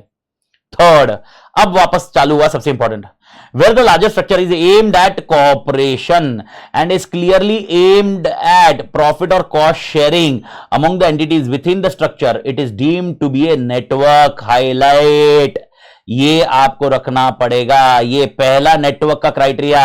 अगर आप कोऑपरेट कर रहे हो एक दूसरों को और ओके क्लियरली प्रॉफिट और शेयर कॉस्ट शेयर किया जा रहा है among the entities with in the structure, जो पूरे स्ट्रक्चर में जितनी भी एंटिटीज है एक साथ में, ओके, जो भी प्रॉफिट होगा या जो भी कॉस्ट होगा वो हम आपस में मिलकर शेयर करेंगे और हम दोनों आपस में सब लोग जितने भी फर्म है वो कोऑपरेट करेंगे, then it is a network. However, the sharing of immaterial cost does not involve create in it itself create a network. In addition, if the sharing of cost is limited to only those costs related to development of audit methodology, manual training cost, this would not itself create a network. ठीक है मालिक, यानी ये लोग क्या बोल रहे हैं, पूरा कॉस्ट शेयर होना चाहिए। तुम्हारे इंफ्रास्ट्रक्चर का कॉस्ट, तुम्हारे आर्टिकल का कॉस्ट, तुम्हारे रिसोर्सेज का कॉस्ट, तुम्हारे स्टेशनरी का कॉस्ट, तुम्हारे ट्रेनिंग का कॉस्ट, ऑडिट मेथोलॉजी का कॉस्ट। ओके, खाली आप क्या कर रहे हो, ओके यार, you are sharing the cost only to development of audit methodology, यानी ट्रेनिंग के लिए। ट्रेनिंग के लिए हम दोनों आपस में क्या करते हैं यार, एक ट्रेनर को बुलाते हैं और हम दोनों के जो एम्प्लॉय वो एक साथ में ट्रेनिंग होंगे। अब now this is not a network. Network के लिए कॉपरेशन होना जरूरी है। देख लीजिए, हमेशा ये ध्यान रखना, ये वर्ड आपको मिलने वाला तो ये वर्ड का यूसेज करना, कॉपरेशन पहले होना चाहिए, फिर एंड होना चाहिए और उसके बाद आप अगला पॉइंट लिखोगे। तो पहले इसमें अगर आप देखोगे तो कॉपरेशन प्लस प्रॉफिट और कॉस्ट, पहले वाले पॉइंट पे, यानी थर्ड वाले पॉइंट से तुम्हारा आंसर चालू होना चाहिए। लेकिन कॉस्ट में भी कितना cost sharing, overall cost sharing. ये लोग बोलते हैं खाली तुम थोड़ा बहुत कॉस्ट शेयर करोगे, ट्रेनिंग के रिलेटेड कॉस्ट शेयर करोगे, ओके, ऑडिट मेथोडोलॉजी बनाने के हिसाब से कॉस्ट शेयर करोगे, मतलब नहीं है, ये नेटवर्क नहीं है, ठीक है। Further, an association between A firm and और an otherwise unrelated entity to jointly provide a service or develop a product does not itself create a network. Strategic alliance, जो मैंने आपको एग्जांपल बताया, खाली टेक्नोलॉजी के लिए तुम लोग कर रहे हो काम, टेक्नोलॉजी ऑडिट मुझसे करवाना है। Now it is not an, भले मैं कॉस्ट शेयर करूं या प्रॉफिट शेयर करूं उसका, लेकिन that will not create a network. Network is complete incel, complete पूरे टाइम, हर प्रोजेक्ट के लिए, हर एक पर्टिकुलर आइटम के लिए, हर एक क्लाइंट के लिए शेयर किया जाता है। That is what is concept of network. तो पहला सिनेरियो, मेरे ख्याल से पहला पॉइंट आपको दिमाग में गया है। Where the larger structure is aimed at cooperation and entities within the structure share common ownership, control or management, it is deemed to be a network. Second line, okay, ये deemed to be a network है। This could be achieved by contract, okay, यानी आपको याद रखना है second point में क्या है, cooperation plus common management, अगर ये भी मिला तो भी नेटवर्क है, ठीक है मालिक। ये तो मैं आपको बताया, मैंने बोला भी है, डेफिनेशन में हाईलाइट कर रहा हूं वापस, ये अपन डेफिनेशन में से ही निकाल रहे हैं, मैंने आपको डेफिनेशन में पूरा समझाया ना, वही कर रहे हैं, खाली इसमें सेपरेट हो रहा है। Where the larger structure is aimed at cooperation and the entities within the structure have share common quality control policies and procedures, it is deemed to be a network. खत्म स्टोरी। अगर आपके policy procedure common है, okay, cooperation कर रहे हो, plus common policy procedures, common policy procedure, quality control policy procedure, बात खत्म, okay. यानी सबके लिए, जितने भी जन है, सब लोग एक ही पॉलिसी प्रोसीजर फॉलो करेंगे, कॉमन पॉलिसी प्रोसीजर फॉलो करेंगे, बात खत्म। इट इज ए नेटवर्क, क्योंकि तुम कॉमन पॉलिसी प्रोसीजर है, तुम्हारा मैनेजमेंट कॉमन है। देखो ये ना इर्द गिर्द आप समझो। अब ये देखो, आप बोलोगे सर ऐसा होना चाहिए क्या, मेरे को ये भी चाहिए, ये भी चाहिए, ये भी चाहिए, मतलब सर एग्जांपल बोल रहा हूं, कॉपरेशन तो मैं समझ गया, कॉपरेशन तो कंपलसरी सब में आ रहा है, लेकिन सर मेरा प्रॉफिट एंड कॉस्ट शेयर हो रहा है, लेकिन कॉमन मैनेजमेंट नहीं है और कॉमन पीपी नहीं है। देखो ये लॉजिक थोड़ा समझो, ये ना सब इर्द गिर्द है, भले वो अलग अलग कॉन्सेप्ट समझाया जा रहा है। अब प्रैक्टिकली एक आइटम लो, अगर आप बोलोगे आप कॉस्ट कॉमनली शेयर कर रहे हो सबके साथ में, या प्रॉफिट सबके साथ में शेयर कर रहे हो, तो 100% आपकी कॉमन पॉलिसी प्रोसीजर होंगी, और अगर आपकी कॉमन पॉलिसी प्रोसीजर होगी तो आपका जो कंट्रोलिंग होगा वो कॉमन मैनेजमेंट होगा। तो दिस इज इर्द गिर्द, आइदर ये मैनेजमेंट कॉमन से वर्ड यूज करो, प्रॉफिट से शेयर करने के हिसाब से यूज करो, या भाई यार कॉमन इसमें। अब ये सब कॉमन है तो ब्रांड नेम जो एक नाम होगा वो भी तो कॉमन ही होगा। तो अगर ब्रांड नेम कॉमन है, अगला पॉइंट उसी के ऊपर दिया हुआ है, ओके, देख लीजिए, brand name common, strategy common, अगले पूरे पॉइंट उसी में दिए हुए हैं। यानी अगला, वेयर द लार्जेस्ट स्ट्रक्चर, गड़बड़ कर दिया, where the larger structure aimed at cooperation and the entities within structure share common business strategy, it shall be deemed to be a network. खत्म स्टोरी। यानी यहां पर बिजनेस स्ट्रेटजी को दिया हुआ है मालिक, बिजनेस स्ट्रेटजी को दिया हुआ है, कॉपरेशन एंड बिजनेस स्ट्रेटजी, तो यहां पर कॉपरेशन है। सर इसका मतलब क्या, ये सारे के सारे क्राइटेरिया फुलफिल होने चाहिए? अबे यार फिर डेफिनेशन की तू वाट लगा डालेगा, मेरे को पता डेफिनेशन में तूने और पढ़ाना है यार, एंड खाली एक ही जगह पढ़ाना, ओके, कॉपरेशन एंड इनमें से कुछ भी। और जब मैं बोल रहा हूं इनमें से कुछ भी एक आइटम होगा ना, तो एक आइटम इर्द गिर्द लिंक ही होने वाला है, लेकिन उन्होंने नेमिंग कन्वेंशंस के लिए हर क्राइटेरिया को देखा है, यानी वो हर नजर से देखेंगे नेटवर्क को डिसाइड करने के लिए। इसीलिए ये लोग बोलते हैं कि अगर आपकी कॉपरेशन है और बिजनेस स्ट्रेटजी भी सेम है, यानी सब मिलकर एक ही स्ट्रेटजी लगा रहे हैं, तो भी ये बिजनेस स्ट्रेटजी एक कब होगी, जब आपके पॉलिसी प्रोसीजर एक होंगे, तो स्ट्रेटजी भी एक जैसी है। या आपका ब्रांड नेम एक है, with in the structure share A common brand name, आपका ब्रांड नेम, आप एक कॉमन ब्रांड नेम, तुम भी नाम यूज कर रहे हो, तुम भी एफिलिएट यूज कर रहे हो, मतलब ए एफिलिएट, तुम भी ए एफिलिएट, तुम भी ए एफिलिएट, मतलब क्या है, ये तो नेटवर्क है, तुम तीनों मिलकर नेटवर्क में काम कर रहे हो ना, तो ये होगा। तो अगला point, cooperation plus common brand name. आप क्राइटेरिया ऑफ नेटवर्क देख रहे हो मालिक, मैं वापस बोल रहा हूं, ये वापस बोल रहा हूं, गड़बड़ मत करना। आप ऐसा मत सोचना कि सर एग्जांपल, ये अभी मैंने 5 पॉइंट लिखे, पांचों के पांचों साथ में फुलफिल होने चाहिए, यानी सर कोऑपरेशन होना चाहिए, कॉस्ट होना चाहिए, कॉमन मैनेजमेंट होना चाहिए। नहीं भाई, कोऑपरेशन कंपलसरी है सब में, बाकी सबके अपने अपने अलग क्राइटेरिया है। भारत माता की जय। Okay, even though firm does not belong to a network, okay, it does not use a common brand name as part of firm name, it may give appearance that it belongs to a network if it makes a reference to its stationery or promotional materials, okay, so to a being member or a association. Accordingly, if care is not taken on how firm is described, such as membership and perception may be created that firm belong to network. ये लोग बोलते हैं 8वें point में, और कुछ नहीं है, लिखने की जरूरत नहीं है। 8वां पॉइंट बोलते हैं, अगर अपना ब्रांड नेम कॉमन नहीं है, लेकिन आप गलती से ऐसा यूज करते हो कि भाई यार ये मैं इनके साथ में काम करता हूं, तो इसमें ये अपीयरेंस में आ सकता है कि नेटवर्क है। जबकि एक्चुअली नेटवर्क नहीं है। तो आपने जब स्टेशनरी में कुछ यूज करना है, सोच समझ के यूज करिए, उसका अपीयरेंस ऐसा नहीं आना चाहिए कि नेटवर्क है। और क्योंकि देखो नेटवर्क आ गया तो भाई प्रोफेशनल एथिक्स के हिसाब से सर्टेन सीए एक्ट के हिसाब से सर्टेन क्राइटेरिया चेंज हो जाएंगे, फिर आपको कंप्लायंसेस अलग है, अलग अलग एप्लीकेबल होंगे। तो आपने अपने आपको प्रेजेंट ही ऐसे नहीं करना। अगर आप नेटवर्क नहीं है ना, प्रेजेंट मत करिए नेटवर्क हो। तो 8वां पॉइंट वही बता रहा है। नवा, ओके वार भाई वापस same point, where the larger structure aimed at cooperation and the entities within the structure share significant part of professional resources. Okay, it is deemed to be network. और उन्होंने बताया प्रोफेशनल रिसोर्सेज क्या है, common system, उनके system common है, partners and staff common है, technical department IT department common है, audit methodology, training courses, ये सब इंक्लूड करते हैं। और ये सब अगर कॉमन है तो ओके, तो अपने लिए नेटवर्क होगा। यानी अगर कॉपरेशन है प्लस कॉमन प्रोफेशनल रिसोर्सेज है। याद रखना, जब मैं कॉमन प्रोफेशनल रिसोर्स कर रहा हूं तो इसमें ट्रेनिंग वाला भी वर्ड आया है। अभी आपके इसमें कंफ्यूजन आएगा, सर आपने तो थोड़ी देर पहले बोला ट्रेनिंग वाला पोर्शन है ही नहीं एप्लीकेबल, क्योंकि ट्रेनिंग के लिए अगर किया हुआ है तो वो नेटवर्क नहीं है।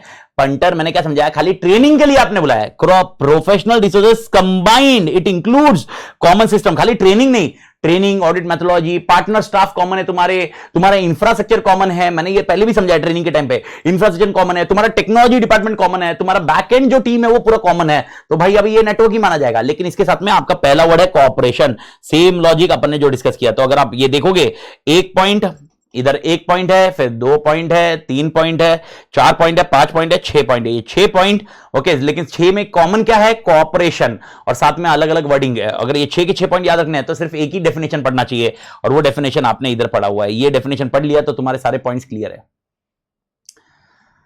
आई डू थिंक समझ में आ रहा है मालिक, ये लॉजिक बैठा कि भाई नेटवर्क को डिफाइन कैसे किया जाएगा, कोऑपरेशन ओके, प्रॉफिट और cost sharing, cooperation common management, cooperation okay common quality control procedure policy, cooperation common business strategy, cooperation common brand name, cooperation common professional resources, खत्म स्टोरी, दैट्स इट। अगर ये criteria में fit होता है okay, तो ये network माना जाएगा, नहीं तो नहीं माना जाएगा। ओके अगला पॉइंट आप छोड़ सकते हो, 10th में कोई दम नहीं है, कोई डिस्कशन नहीं है, उन्होंने वो प्रोफेशनल रिसोर्सेज का बताया हुआ है। फॉर्म्स ऑफ नेटवर्क, कितने प्रकार के नेटवर्क हो सकते हैं, मेरे ख्याल से पर पहला पॉइंट समझ में आया। तो नेटवर्क डिटरमाइन करने के लिए आपको कोऑपरेशन एंड बाकी सब में से एक आध भी आ गया तो नेटवर्क है। सबके सब नहीं होने चाहिए मालिक, प्लीज याद रखना। सर ये भी ब्रांड नेम भी कॉमन होना चाहिए, एक भी आया तो हम वो डीम्ड माना जाएगा कि सब हो जाएगा। ये पॉइंट आप समझिए। Okay, this is what a concept of network will be there. Bharat माता की जय, भारत माता की जय। Forms of network.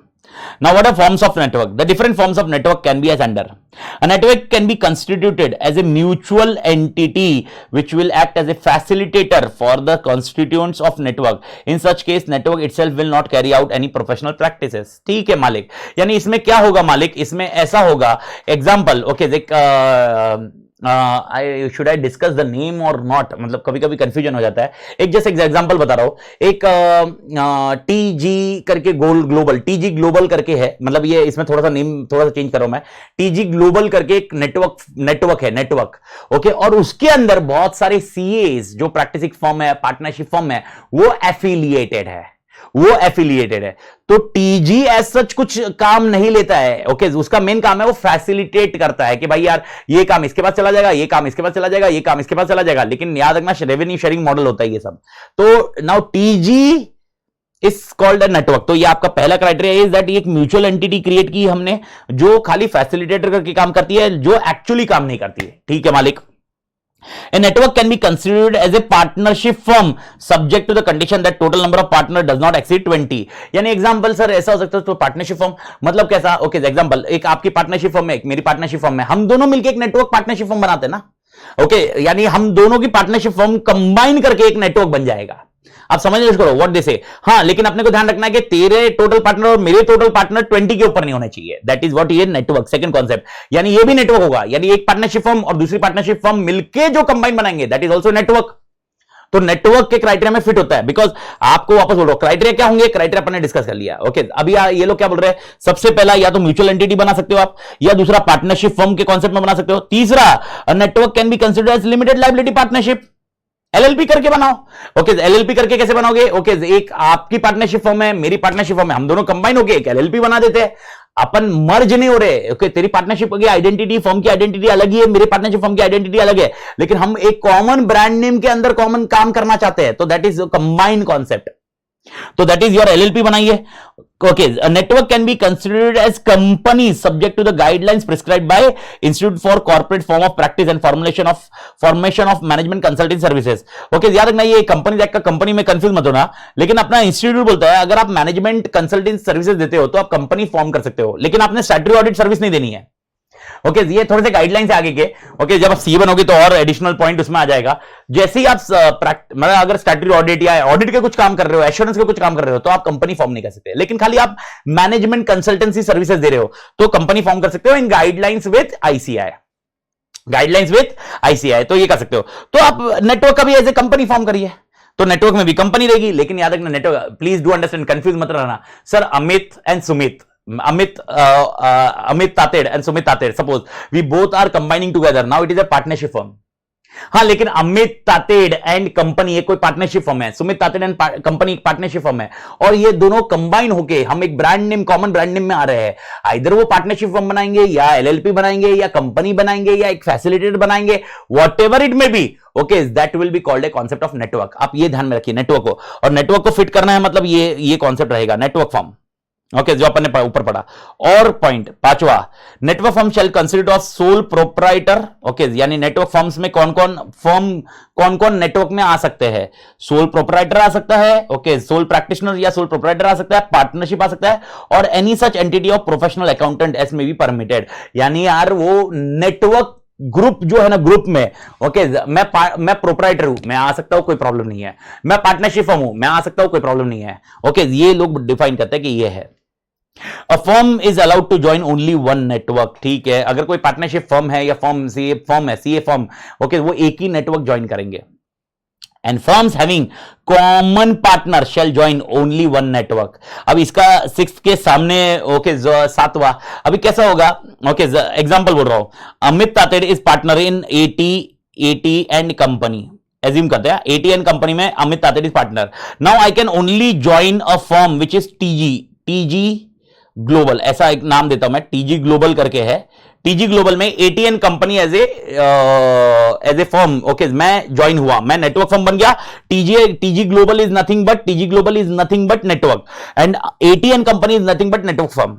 तो क्या बोला है? A firm is allowed to join only one network. ठीक है, तो मैं एक नेटवर्क को ज्वाइन करूंगा, लेकिन फिर मेरे दिमाग में आता है कि मैं मल्टीपल नेटवर्क में रहा तो काम भी बहुत बड़ा मिलेगा, ओके, बहुत रिसोर्सेज, मतलब मल्टीपल शेयर होंगे। तो मैं क्या करता हूं, एटीएन कंपनी में मैं पार्टनर हूं और एक एसटीएन कंपनी में भी पार्टनर हूं। ओके, दोनों में पार्टनर हो, और STN company, okay, Baggit, okay, Baggit करके, बैगिट और एक है बैकटैग करके है, एक नेटवर्क है, मैं बैगिट के अंदर बनता हूं, तो ये लोग बोलेंगे नहीं चलेगा। अगर फर्म्स, कोई फर्म है जिसमें कॉमन पार्टनर है, shall join only one network. Okay, एक ही नेटवर्क ज्वाइन करेंगे, यानी in this case also STN company में अगर कॉमन पार्टनर हो तो हमको टीजी ग्लोबल में ही जाना पड़ेगा। तो that's what a concept says. Firm having, यानी फर्म्स हैविंग, एक फर्म दो फर्म कॉमन पार्टनर है, okay, shall join only one network. Only one network, okay, जैसा नहीं एक फर्म एक जो नेटवर्क ज्वाइन करेगा, एक फर्म दूसरा नेटवर्क ज्वाइन करेगा, पॉसिबल नहीं है। मेरे ख्याल से ये कॉन्सेप्ट समझा मालिक? तो ये कॉन्सेप्ट ध्यान में रखना विद नेटवर्क। ओके, तो इसमें अगर एटीएन कंपनी में अमित तातेड़ पार्टनर है, एक सेकेंड मैं इसमें लिख ही देता हूं, अमित तातेड़ पार्टनर है एटीएन कंपनी, और एसटीएन कंपनी में भी अमित तातेड़ पार्टनर है। ओके, तो STN company need to join TG global only. वो दूसरा ज्वाइन कर ही नहीं सकता, टीजी ग्लोबल ओनली। मेरे ख्याल से मालिक क्लियर है? That's it. ओके, तो मेरे को बताओ how many forms of network are there? एकदम इजी आंसर है। सबसे पहले okay, facilitator, okay, mutual entity facilitator, partnership firm LLP, उसके बाद है कंपनी, उसके बाद है सोल प्रोप्राइटर, ओके, प्रैक्टिशनर और पार्टनरशिप फर्म बन सकते हैं। A particular firm can into only one network, and if there have a common partner they will be having only one network. That's it. Okay, खत्म story. अगर आप देखोगे तो इधर का एलडीआर का कॉन्सेप्ट अपन ने खत्म कर दिया। ओके, ये फॉर्म्स ऑफ नेटवर्क भी खत्म हो चुके हैं मालिक। तो कॉन्सेप्ट खत्म हो गया, फॉर्म्स खत्म हो गया। कॉन्सेप्ट के लिए डेफिनेशन ऊपर वाला है, ये अच्छे से याद रखो। फॉर्म मैंने अभी बताया, वो पॉइंट याद रखो। नेम अप्रूवल, अभी एमसीक्यू के लिए इजी आंसर है, तो नेम अप्रूवल मैंने आपको बताया। नेम अप्रूवल सिर्फ आपको इतना याद रखना है, क्या सीन, ओके, कभी भी एफिलिएट वर्ड यूज किया जाएगा नेटवर्क के लिए, दूसरा वर्ड यूज नहीं किया जाएगा। अगर नेटवर्क मालूम होना है, ओके, आप and company and associate use नहीं कर सकते नेटवर्क के लिए। तो अगर आपका जो नेटवर्क बनाया जा रहा है वो एंड एफिलिएट्स करके होगा, तब हमको समझेगा। हाँ, उसके अंदर जो नेटवर्क फर्म्स होगी वो एंड कंपनी एंड एसोसिएट्स, वो जो होगा वो होगा। वापस मैं समझा रहा हूं, जो नेटवर्क होगा, नेटवर्क, आप गड़बड़ मत करना, नेटवर्क और नेटवर्क फर्म्स में कंफ्यूजन मत करना। जो नेटवर्क होगा वो एंड एफिलिएट्स कॉन्सेप्ट में जाएगा, उसके साथ जो जो होंगे, ओके। और जो नेटवर्क फर्म्स होगी वो इंडिविजुअल एंड कंपनी एंड ये जो भी होगी वो सिनारियो रहेगा। देख लीजिए मालिक, द नेटवर्क में have distinct name which should be approved by institute to distinguish a network from a form of chartered accountant. The word affiliates shall be used after the name of the network, after the name of network, not network form. So please make it sure ये दिमाग में रहे। And the words and company and shall be not be used, ठीक है, okay. The prescribe format जो भी दिए हुए हैं वो दिए हुए हैं। फॉर्म ए में हमें करना है, ये रट लीजिए, फॉर्म ए में हमें नाम के लिए एप्लीकेशन देना होगा। If the network is a mutual entity or partnership firm, AB and affiliates, ऐसा करके यूज करेंगे। दूसरा, if network is LLP, AB affiliates LLP करके यूज करेंगे। If network is limited company, AB affiliates private limited concept, P limited concept में ये आएगा। तो ये कॉन्सेप्ट है affiliates यूज करना, लेकिन ये वापस बता रहा हूं ये नेटवर्क के लिए है, ओके। आगे क्या दिया हुआ है, द इंस्टीट्यूट शेल एप्लीकेबल, जो भी नाम होगा नेटवर्क का वो ढूंढेंगे। Even if name is approved and subsequently it is found that same is undesirable, then the said name may be withdrawn at any time by the ICI. The institute shall reject any undesirable name and the provision in respect of names, okay, company act shall be applicable in spirit. यानी institute को अगर कोई नाम accept करना है या नहीं करना है, ये कैसे करेंगे, जैसे कंपनी एक्ट में फॉलो करते हैं वैसे ये लोग फॉलो करेंगे, ओके। और अगर ऐसा है इंस्टीट्यूट ने आपको हाँ बोल दिया और बाद में इंस्टीट्यूट को मालूम पड़ा ये अनडिजायरेबल है, तो 100% इंस्टीट्यूट आपको बाद में मना कर सकती है। दैट्स इट, ये लॉजिक ध्यान रखना। The institute shall approve or reject the name of network and intimate the same, okay, network at the address in form A जो जिसमें भरा है, within a period of not less than 30 days from the date of receipt। यानी जिस दिन आपने form A file किया, within 30 days के अंदर इंस्टीट्यूट आपको बता देगी कि अप्रूवल है कि नहीं है। लेकिन एक सबसे इंपॉर्टेंट पॉइंट लास्ट में दिया हुआ है, mere approval of the name of network shall not entitle network to carry on practice in its own name. Practice करने के लिए आपको जो क्राइटेरिया है वो क्राइटेरिया अलग अलग है, वो क्राइटेरिया फुलफिल करने होंगे। यानी आपको नाम का अप्रूवल मिल गया फॉर्म ए में, तो याद रखिए आप काम चालू मत करना, फॉर्म बी भरना पड़ेगा जिसके अंदर ये रजिस्टर करवाना पड़ेगा। फॉर्म ए में अपने को अप्रूवल मिलता है, आईसीआई बोलती है ओके ये नाम यूज कर सकता है। फॉर्म बी में हम देंगे कि अब हम नाम को रजिस्टर करना चाहते हैं और उसके बाद काम चालू करेंगे।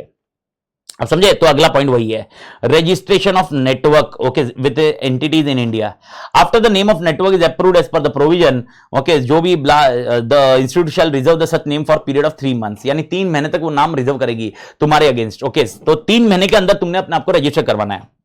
The network shall get itself registered with the institute by applying form B within the period of 3 months. Failing, तो name shall stand cancel. Registration of network with institute is mandatory. Bharat माता की जय। If different Indian firms are networked within common multinational accounting firm, they shall be considered as a part of network. ठीक है मालिक, ये तो common ही point है, ये जो अपन ने स्टार्टिंग में डिस्कस किया। If different Indian firms are networked with a common multinational accounting firm, they shall be considered as part of network. Okay, यानी PwC के साथ इनके साथ कोई एसोसिएट्स हुआ है इंडियन फर्म पे, तो ये नेटवर्क का पार्ट माना जाएगा, ओके। मालिक एवरी क्लियर? तो ये होने के बाद listing of network with entities outside India, ये एक छोटा सा क्राइटेरिया है, देख लीजिए, पढ़ लीजिए। The duly authorized representative of Indian member firm constituting the network with entities outside India shall file a declaration with institute in form D for listing of such network within 30 days from the date of entering into network arrangement। ठीक है, 30 दिन के अंदर form D भरने का है कि भाई हम लोग बाहर लिस्ट कर रहे हैं। Proprietary or individual members or partnership firm as well as LLP or any such other entity of member shall be permitted to join such network with entities outside India, provided that the proprietor or individual or partnership firm as well as LLP or any other entity are allowed to join only one network and firms having common partnership join only one network। यानी कितना भी करो, बाहर भी join करना है करो, हमें कोई प्रॉब्लम नहीं है, सिर्फ आप एक ही नेटवर्क ज्वाइन करोगे, बस दैट्स इट। सर ऐसे हो सकता है पहले नेटवर्क जब ये फॉर्म हुई उसके अंदर हम सिर्फ 5 फॉर्म थी, ओके, नेटवर्क एफिलिएट्स थी और उसके अंदर हम लोग फर्म्स थे, 5 फर्म्स थे, अभी छठा फर्म आया, चेंज इन नेटवर्क हुआ, यानी there is constitution of network में चेंज हुआ, तो आपको इंटीमेट करना पड़ेगा आईसीआई को। सर अगला दिया है, in case of change in constitution of registered network, constitution of registered network on account of any entry और exit from the network shall communicate in form C within period of 30 days from the date of change. याद रखना, okay, यानी आपने क्या पढ़ा, form A, form B, form C, form D, ये 4 form याद रखना, ओके, बिकॉज ये एमसीक्यू के हिसाब से मैंने बोला। फॉर्म ए क्या, फॉर्म ए क्या है, application, application for name approval, application of name approval, name approval. Form B registration of name, registration. Form C change in constitution. Form D outside India. Bharat माता की जय, याद रख लेना, दैट्स इट। अगर आपको इधर तक आ गया तो काम खत्म है। मेरे ख्याल से नेटवर्क का कॉन्सेप्ट क्लियर है मालिक। ओके, अब आता है आपके लिए इथिकल कंप्लायंस। अभी नेटवर्क ने क्या ध्यान में रखना है, ठीक है यार, 5 चीजें बताइए, बहुत इजी है, मैं एकदम स्ट्रीमलाइन कर देता हूं, बहुत लॉजिकल पॉइंट है। देखो, अगर नेटवर्क का एक नेटवर्क में मल्टीपल फॉर्म्स होंगी, अगर नेटवर्क की एक फर्म के पास अगर स्टैट्यूटरी ऑडिटर है तो दूसरे फर्म के पास इंटरनल ऑडिटर या फाइनेंशियल स्टेटमेंट बनाने का काम नहीं आना चाहिए ना, सेम लॉजिक।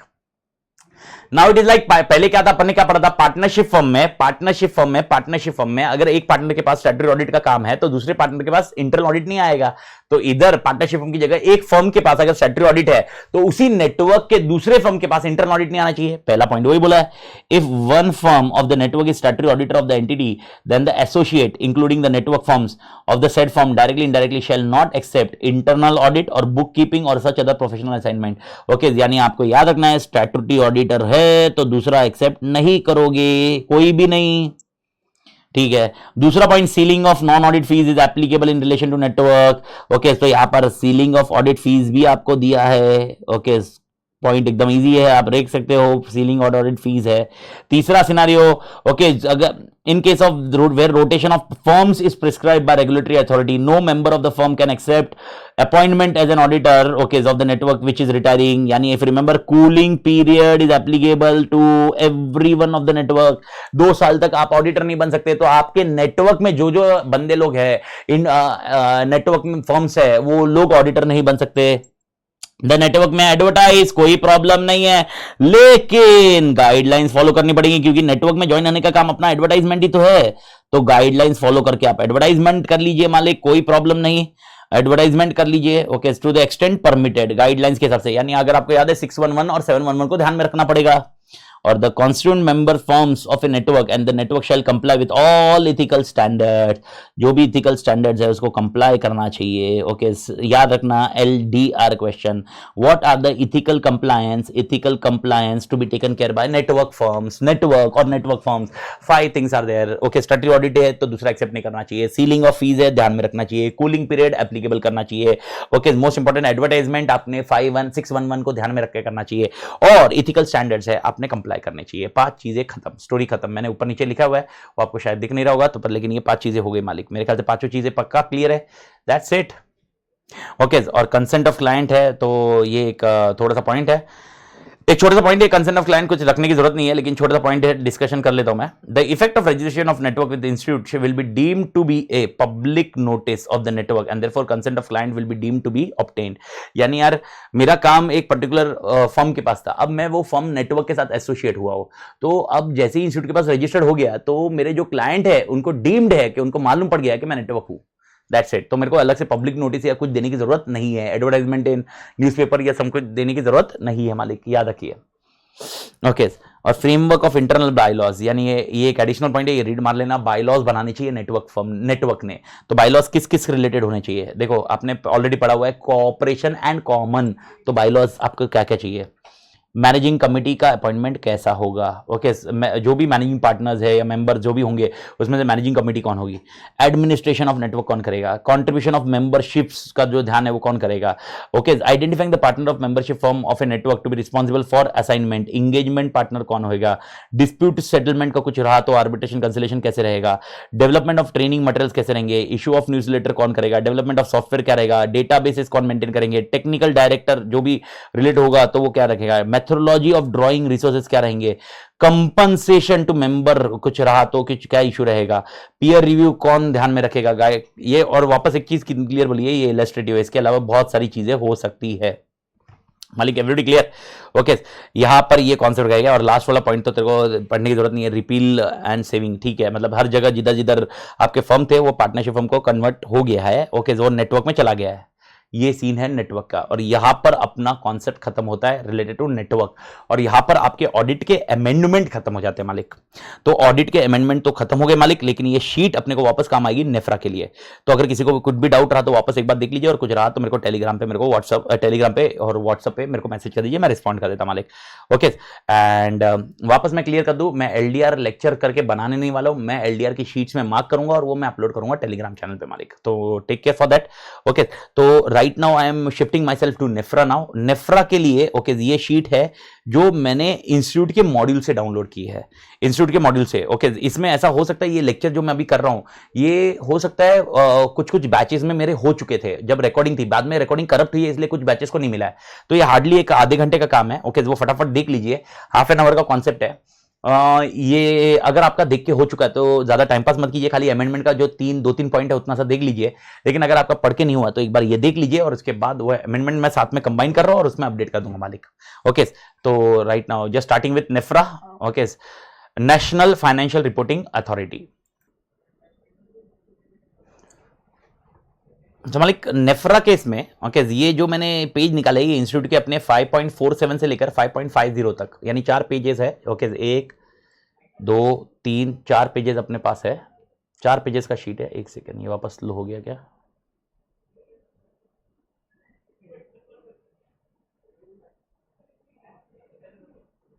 ओके, तो सबसे पहले अपन बात करते हैं। ओके, ये 4 पेजेस का शीट है, 4 पेजेस में 3 या 4 क्वेश्चंस है जो छोटे छोटे क्वेश्चंस है, ज्यादा हेडेक वाले नहीं है, तो वो अपन अपडेट कर लेते हैं।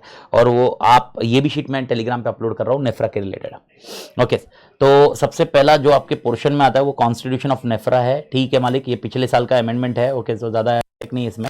तो कॉन्स्टिट्यूशन ऑफ नेफ्रा में क्या सीन है? According to section 132 of the act, the CG में by notification constitute NEFRA to provide for matters relating to accounting and auditing standards for adoption by companies or class of company। यानी नेफ्रा एक setup करेगी, CG एक NEPRA committee setup करती है जो accounting and auditing standards के matter को ध्यान में रखेगी, और कुछ कंपनीज, सारी कंपनीज नहीं, कुछ क्लास ऑफ कंपनीज को ये एप्लीकेबल होगा, यानी नेफ्रा वो कंपनीज के रिलेटेड एक्टिविटी देखेगी। तो अब यहां पर अपने को यह देखना है कि नेफ्रा क्या क्या काम करेगी और उनके फंक्शंस क्या होंगे और कौन से क्लास ऑफ कंपनी है। देखिए, मैं वापस बता दूं पूरा सिलेबस मोटा मोटी क्या है नेफ्रा का। सबसे पहला, नेफ्रा कौन से नेफ्रा का काम क्या है। दूसरा, नेफ्रा कौन से क्लास ऑफ कंपनीज के ऑडिटर को देखेगी, ऑडिटर के रिलेटेड काम करेगी, और उनके फंक्शंस क्या होंगे, यानी पहले का ही extension is third question. And fourth will be penalties क्या होगी। ओके, अगर आप कंप्लाई नहीं करते हो तो नेफ्रा पेनल्टीज लगाएगी। 4 चीजें। पहला, okay, what are the functions of NFRA. तो एक मोटा मोटी बात करें तो 1 2 3 फंक्शन है। ये 3 फंक्शन का एलोब्रेशन वो 3 में करेंगे क्या, वो थर्ड में है। तो यानी अगर एग्जामिनेशन में फंक्शन क्वेश्चन आया तो थर्ड वाला क्वेश्चन आता है अपना, वो मैं हाईलाइट करूंगा आपको। सेकंड वाले क्वेश्चन में अपने कौन से कंपनीज या क्लासेस ऑफ कंपनीज को नेफ्रा गवर्न करेगी, सारे कंपनीज को नेफ्रा गवर्न नहीं करेगी, कौन से क्लास ऑफ कंपनीज को नेफ्रा गवर्न करेगी, ये डिस्कशन किया हुआ है। एंड चौथा इज पेनल्टी, अगर कंप्लायंस नहीं करते हो। तो एक बार देख लेते हो तो आपको आइडिया आ जाता। As per section 132(2), subsection 2, Companies Act, notwithstanding anything contained in any other law for the timing in force, the NEFRA shall, यानी नेफ्रा क्या क्या करेगी, make recommendations to CG on formulation and laying down of accounting and auditing policies and standards for adoption by company or class of companies and their auditors as the case may be। यानी ये central government को recommendation देने वाली है। Central government को ये recommendation देगी कि भाई, सीजी को बोलेगी कि भाई हम लोग कौन से अकाउंटिंग स्टैंडर्ड, ऑडिटिंग पॉलिसीज और स्टैंडर्ड बताएंगे जो कंपनी ने या उनके ऑडिटर ने अडॉप्ट करने चाहिए मालिक, ठीक है। ओके, पहला पॉइंट यानी in short recommendation to CG, पहला पॉइंट इसको रटना है तो याद रखिए रिकमेंडेशन टू सीजी देगी, ठीक है मालिक, रिकमेंडेशन टू सीजी। दूसरा, monitor and enforce compliance with accounting standards and auditing standards in manner as may be prescribed. ये मैंने बताया कि आपको नेक्स्ट थर्ड क्वेश्चन जो है ना वो फंक्शंस में वो बताया जाएगा कैसे वो मॉनिटर करेंगे, how they will monitor and enforce compliance, ये अपने को बताया जाएगा। तो यानी पहला पॉइंट है वो सीजी को रिकमेंडेशन देगी, दूसरा वो एंश्योर करेगी, मॉनिटर करेगी कि भाई वो कंप्लायंस हो रहा है कि नहीं, जो उन्होंने रिकमेंडेशन दिए ना वो सीजी ने जब डालने के बाद वो कंप्लायंस हो रहा है कि नहीं ये मॉनिटर करेंगे और ये करेंगे ओवरव्यू करेंगे। Oversee the quality of service of the professions associated with ensuring compliance with such standard and suggest measure required for improvement in quality of service and such other related matters। now यहां पर अपन CA आ चुके, यानी वो क्या करेगी, NFRA क्या करेगी, NFRA okay also oversee the quality of service, यानी हमारी क्वालिटी ऑफ सर्विस हम जो दे रहे हैं, ऑडिटर जो दे रहा है क्वालिटी ऑफ सर्विस, सीए जो क्वालिटी ऑफ सर्विस दे रहा है वो क्वालिटी ऑफ सर्विस बरोबर है कि नहीं, ओके वो एंश्योर करेगी और वो कंप्लाई देखेगी कि हम लोग भी स्टैंडर्ड्स या क्वालिटी कंट्रोल से कंप्लाई करते कि नहीं ये देखेंगी। तो यानी तीन चीजें हैं। ओके एक पॉइंट याद रखना, रिकमेंडेशंस रहेगा सर, रिकमेंडेशंस किसको देगी, सीजी को। दूसरा पॉइंट ओके कंप्लायंस का ध्यान में रखेगी, ओके कंप्लायंस का ध्यान में रखेगी एंड क्वालिटी ऑफ सर्विस ये पॉइंट का नोट करेगी एंड इसके रिलेटेड जो है perform such other function as relating to clause A B C D S में भी प्रेस्क्राइब। खत्म, ये हो गया पहला क्वेश्चन नेफ्रा का। तो तुमने ये पहला क्वेश्चन याद रखना है मालिक, नेफ्रा के रिलेटेड। मेरे ख्याल से पहला क्वेश्चन पक्का क्लियर है, दैट्स इट। तो नेफ्रा क्या करेगी, नेफ्रा शेल, नेफ्रा क्या कर सकती है, नेफ्रा क्या कर सकती है, तो नेफ्रा ये कर सकती है। अब ये कौन से कंपनी को देखेगी, ये आपका सेकंड पॉइंट है, उन रूल्स में दिया हुआ है।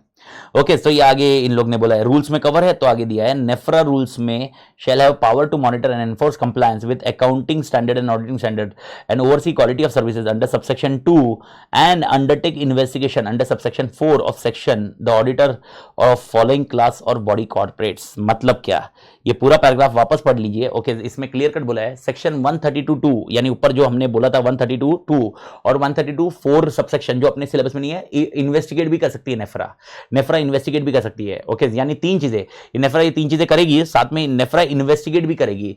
ओके कौन सी कंपनी या कौन से ऑडिटर ओके इसको करेगी, ओके सारे ऑडिटर नहीं, जिस ऑडिटर के पास इस क्लास ऑफ कंपनी का ऑडिट है उन्हीं को करेगी। तो कौन से companies whose securities are listed on any stock exchange within India और outside India, यानी लिस्टेड एंटिटी ओके उनको नेफ्रा गवर्न करेगी, उनके ऑडिटर को नेफ्रा गवर्न करेगी। ठीक है, दूसरा unlisted public company having paid up share capital not less than 500 crore और having annual turnover not less than 1000 crore और in aggregate outstanding loans debentures and deposit of not less than 500 crore as on 31 March immediately preceding year. Okay यानी ये लोग क्या बोलते हैं, पहला तो लिस्टेड एंटिटी ये तो क्लियर है, दूसरा है अनलिस्टेड पब्लिक, लेकिन इसमें क्राइटेरिया है और के क्राइटेरिया है paid up share capital, turnover और लोन्स, डिपॉजिट्स और डिबेंचर। पहले वाले इसमें 500 करोड़, दूसरे वाले इसमें 1000 करोड़ और तीसरे वाले इसमें 500 करोड़। अगर पिछले साल के 31 मार्च में या तो आपका paid up share capital 500 crore की क्रॉस कर चुका है या आपका टर्नओवर 1000 करोड़ का क्रॉस हो चुका है या ओके लोन डिबेंचर या डिपॉजिट या आपका 500 करोड़ के ऊपर क्रॉस हो चुका है, तो आपका क्राइटेरिया नेफ्रा गवर्न करेगी, यानी आपको भी और आपके कंपनी में भी एनफोर्स करेगी कंप्लायंस के, तुम अकाउंटिंग स्टैंडर्ड फॉलो कर रहे हो ओके ये देखेगी, और तुम्हारा ऑडिटर जो है उसको भी इंश्योर करेगी कंप्लायंस हो रहा है कि नहीं। सी वाला तो आंसर इजी है।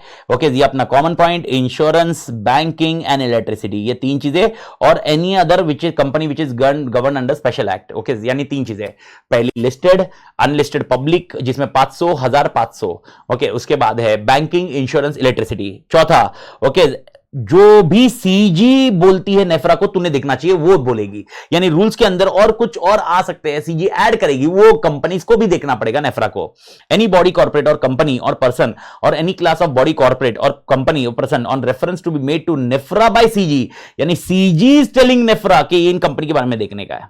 Everybody clear? एंड पांचवा इज वेरी इंपॉर्टेंट, जो ए बी सी डी है, यानी ऊपर के जो ए बी सी डी अपन ने चेक किया अभी, यानी listed company, unlisted public company, insurance, banking, electricity, उसके अलावा सीजी ने कुछ बोला होगा, वो कंपनी की अगर कोई सब्सिडरी है या एसोसिएट कंपनी है, सब्सिडरी है या एसोसिएट कंपनी है? ओके, सब्सिडरी एसोसिएट कंपनी है of that body corporate. Okay, जो ऊपर है एबीसीडी के कोई सब्सिडरी, एबीसीडी मतलब ऊपर जो अभी गए ऊपर एबीसीडी, उनकी कोई सब्सिडरी है या एसोसिएट है, और उनका दो चीज, उनका इनकम या नेटवर्थ, उनका इनकम या नेटवर्क, किसका इनकम और नेटवर्क? वो सब्सिडरी और एसोसिएट का इनकम और नेटवर्क।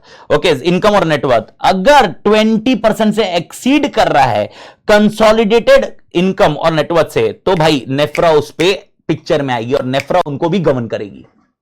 तो नेफ्रा किनको किनको गवर्न करेगी देख लीजिए, आंसर इजी है, 5 पॉइंट। Listed, unlisted 100, 500, 1000, 500। उसके बाद बैंकिंग, इंश्योरेंस, इलेक्ट्रिसिटी। उसके बाद दिया हुआ है सीजी ने कुछ बोला नेफ्रा को, तो अगला बोला है इन चार, पहले चार में से चार की सब्सिडरी ओके या एसोसिएट जिनका या तो इनकम या नेटवर्थ 20% से ज्यादा है कंसोलिडेटेड नेटवर्थ से या कंसोलिडेटेड इनकम से, तो उनको नेफ्रा गवर्न करेगी। That's what A criteria is saying. तो ये पॉइंट कॉन्सेप्ट डिफाइन किया हुआ है नेफ्रा ने। ओके, सो बाकी आगे वाला ये पॉइंट प्रोसीजर है, ये आप देख सकते हो, इस पे मैं कुछ अपडेट नहीं कर रहा हूं। तो ये पैराग्राफ इस प्रोसीजर के उन्होंने ये फॉर्म भरना चाहिए, बट नेवरदलेस ओके ये आप रीड मार लेना। तो मैंने पहला बता दिया कि भाई यार पहला कॉन्स्टिट्यूशन नेफ्रा, नेफ्रा क्या क्या करेगी, कौन सी कंपनी और उनके ऑडिटर को करेगी। अब यहां पर जो आ रहे हैं ओके, यहां से आप थोड़ा सा नोट रखना, ये फंक्शंस ऑफ नेफ्रा के कैटेगरी में जाते हैं। फंक्शंस ऑफ नेफ्रा यानी जो ऊपर के 3 फंक्शन है ना मालिक, ये 3 फंक्शन, ये 3 है ना, ये 3 के डिटेल्ड आंसर अब कवर है मालिक। ये 3 के डिटेल यानी वो रिकमेंडेशन ऑफ सीजी कैसे करेगी, ओके वो मॉनिटर एनफोर्स कंप्लायंस कैसे करेगी, ओवरसी ऑफ क्वालिटी सर्विसेज कैसे करेगी, ये डिस्कशन यहां पर किया हुआ है। And this is almost last answer जो आपको ध्यान रखना। और इसके बाद पेनल्टी है, पेनल्टी तो मच इजियर है। ओके, तो एक क्या है, और ये एक अमेंडेड है, ये आप अमेंडमेंट में पढ़ लेना। इसके ऊपर वाला मैं भूल गया, ये एक अमेंडमेंट है, ये अमेंडमेंट शीट में पढ़ लेना। ओके, जो ऊपर वाला जो है ओके रूल 3 में ओके जो ये कंपनी के ऑडिटर है, ये कंपनी के ऑडिटर है, ये पांच जो केसेस है A B C D E, इन पांचों कंपनी के ऑडिटर है, इनको रूल 3 के अंदर ओके नेफ्रा को एक फॉर्म सबमिट करना पड़ेगा, जो पहले यूजुअली ओके उन्होंने 30 अप्रैल दिया था, जो कि पॉसिबल फिजिबल नहीं था, बहुत मुश्किल था। ओके, अब 30 नवंबर करके दे दिया, 30 नवंबर को उनको फॉर्म फिल करना रहता है। तो 30 नंबर है वो अपन उसमें देखेंगे नेफ्रा 2 में। ओके, नेफ्रा 2 करके फॉर्म नंबर है, उसमें देना है। अमेंडमेंट शीट में देखते हैं अपन, फंक्शन देख लेते हैं। Functions are very important. Again function क्या क्या है, ओके पहला फंक्शन आपने क्या पढ़ा था, recommending accounting standard and auditing standard for the purpose of recommending okay auditing standard और ऐसे standard on auditing for approval by CG, the NFRA क्या करेगी, shall receive the recommendations from ICI on proposals of new AS or standards on auditing, यानी okay और amendments in existing standard on auditing और auditing standards, accounting standards, यानी ये पहले recommendations लेगी, किससे लेगी, ICI से। और अगर उनको लगा ICI से और इंफॉर्मेशन चाहिए तो they can may seek additional information from ICI on recommendation received under clause A। Okay, yeah, the NEFRA shall consider the recommendation and additional information in such manner it deems fits before making recommendation to CG। Okay, यानी उनको पहला जो काम है वो achieve करने के लिए उनको 2 फंक्शन करने पड़ेंगे। पहला वो इंस्टीट्यूट से रिकमेंडेशन मंगाएंगे, और दूसरा उनको लग रहा है और इंफॉर्मेशन चाहिए इंस्टीट्यूट से, ये अकाउंटिंग स्टैंडर्ड के रिलेटेड या स्टैंडर्ड्स ऑन ऑडिटिंग के रिलेटेड या इसमें अमेंडमेंट के रिलेटेड, वो और एडिशनल इंफॉर्मेशन मंगाएंगे और इसको कोलेट करेंगे और उसके हिसाब से अपना सजेशन डालेंगे और सीजी को इन्फॉर्म करेंगे। दैट्स इट, ये पहला सिनेरियो। दूसरा, monitoring and enforcing compliance with auditing standards for the purpose of monitoring and enforcing compliance with auditing standards under the act by company और body corporate govern under rule 3। ये सिर्फ rule 3 वाले हैं। Rule 3 वाले मतलब कौन से, वो 5 क्लास ऑफ कंपनियां, 5 क्लास ऑफ कंपनी, कौन सी, लिस्टेड, अनलिस्टेड 500, 1000, 500 ओके। उसके बाद बैंकिंग, इंश्योरेंस, इलेक्ट्रिसिटी, उसके बाद गवर्नमेंट ने बोला वो, और पांचवा उनकी सब्सिडी जिनका 20% से ज्यादा है। ओके, क्या करेंगे, उनके ऑडिटर के वर्किंग पेपर को रिव्यू करेंगे। Review working paper including audit plan, other audit documents and communication related to audit. Evaluate sufficiency to the quality control system, वो पता करेगी कि भाई उनके क्वालिटी कंट्रोल सिस्टम सही है कि नहीं, किसके, ऑडिट फर्म के जो उनके ऑडिट कर रहे हैं। नेफ्रा कंपनी के पास नहीं जाएगी, नेफ्रा ऑडिटर से बात करेगी, ऑडिटर के थ्रू काम करेगी. Perform such other procedure of other testing of audit supervisor and quality control procedure okay of the auditor as may be considered necessary. Of the auditor, मालिक याद रखना, ऑफ द ऑडिटर. ये तीनों जो rule 3 वाली companies है ना, 5 class वाली कंपनी, उनके ऑडिटर का ये 3 चीज कर सकती है. यानी वर्किंग पेपर मंगा सकती है. दूसरा ओके क्वालिटी कंट्रोल तुम्हारे सही है कि नहीं देखेगी. तीसरा सिनारियो ओके और कुछ टेस्ट करना है, मेरे को टेस्ट करना है, जैसे पीयर रिव्यू में अपन ने पढ़ा था, टेस्टिंग कर सकते हैं, वो टेस्ट कर सकती है. The NEFRA may require auditor to report on its governance practices and internal processes designed to promote audit quality and protect its reputation. यानी वो इन शॉर्ट गवर्नेंस प्रैक्टिसेस को रिपोर्ट करने बोल सकती है कि तुम्हारी गवर्नेंस प्रैक्टिसेस क्या है और तुम रिस्क कैसे कम करते हो, ये मुझे बताइए. The NEFRA may seek additional information or may require personal presence of the auditor for seeking additional information or explanation. भाई ऑडिटर इधर आ, मेरे को इन्फॉर्मेशन दे, क्या सीन है क्या नहीं है. ठीक है. तीसरा scenario, The NEFRA shall perform its monitoring and enforcement activities through its officer or experts with sufficient experience in audit of the relevant industry. ये आपको ध्यान रखना होगा. ओके उसके बाद NFRA shall publish its finding relating to non compliance on its website and in such other manner it consider fits unless it is reason not to do so in public. यानी जो भी non compliance है, उनको लग रहा है कि भाई ऑडिटर ने ये नॉन कंप्लायंस किया, ये कंपनी ने नॉन कंप्लायंस किया, वो सीधा अपने वेबसाइट पे डाल देंगे. लेकिन इट में हैपन वो कोई कॉन्फिडेंशियल या बहुत एकदम इंपॉर्टेंट इंफॉर्मेशन हो तो वो डालेंगे नहीं. The NFRA shall not the NEFRA shall not publish any proprietary or confidential information. तो सर फिर ये इंफॉर्मेशन बताने की जरूरत नहीं है क्या, ये सीजी को बताएगी. तो अगला point, NFRA may send separate report containing proprietary और confidential information to CG. And अगर नेफ्रा को लगता है reason to believe that any law और प्रोफेशनल और standard has been violated by auditor okay वो डिसाइड करेगी कि भाई वो इन्वेस्टिगेशन उसके अगेंस्ट हो. यानी इंस्टीट्यूट अपनी इंस्टीट्यूट को बोलेगी इसके अगेंस्ट इन्वेस्टिगेशन कर भाई और मेरे को रिपोर्ट प्रेजेंट कर. ये सब कर सकती है नेफ्रा. आप इमेजिन करो ये सब सीए के अगेंस्ट हो सकता है मालिक. ऊपर वाला इंस्टीट्यूट आईसीआई से सब लेता है डेटा, ये एक सीए के अगेंस्ट कर सकते हैं, सीए के अगेंस्ट चल सकता है. तो इसीलिए सीए को ये एंश्योर करना पड़ेगा, प्रैक्टिसिंग सीए को एंश्योर करना पड़ेगा कि एट एनी कॉस्ट बहुत क्वालिटी वे में काम करे मालिक, क्वालिटी को इंपैक्ट नहीं करे, क्वालिटी को हैम्पर नहीं करे.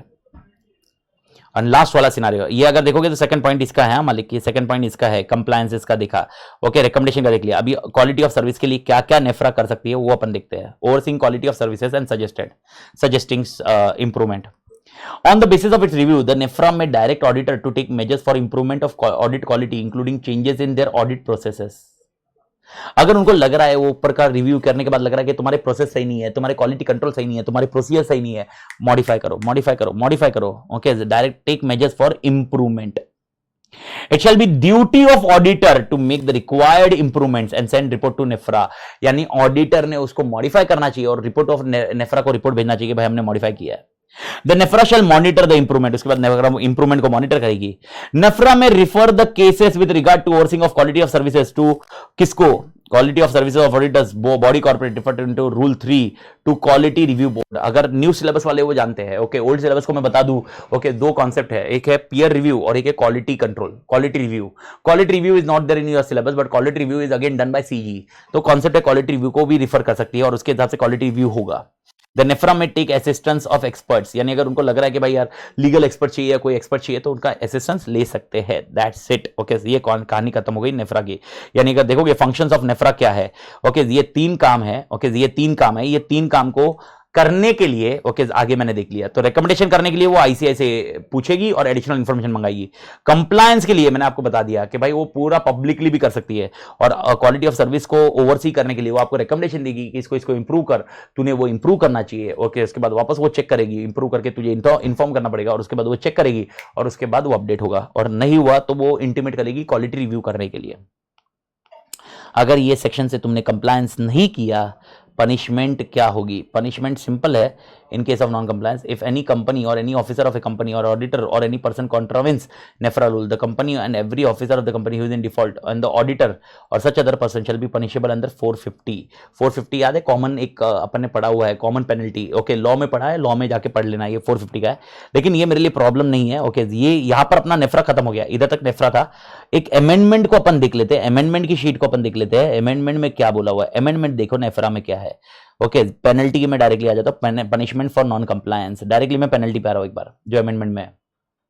ओके यानी मैंने तो बता दिया 450। साथ में फर्दर एज पर सेक्शन 132(4) इन्वेस्टिगेशन का जो मैंने बताया, as amended by companies amendment act 2019, the NFRA okay where professional और अदर मिसकंडक्ट इज प्रूव्ड, यानी ऑडिटर के अगेंस्ट मालूम पड़ा कि प्रोफेशनल और अदर मिसकंडक्ट था, it may impose the penalty कितना, not less than 1 lakh rupees but which may extend to 5 times for in case of individual, not less then 5 lakhs और 10 times in case of firms, यानी अगर proprietor है तो 1 लाख या 5 times the remuneration which ever is okay, जो भी आपने लिए रहेगा, एक्सटेंड कर सकता है, हायर नहीं है, विच एवर एक्सटेंशन इतना हो सकता है।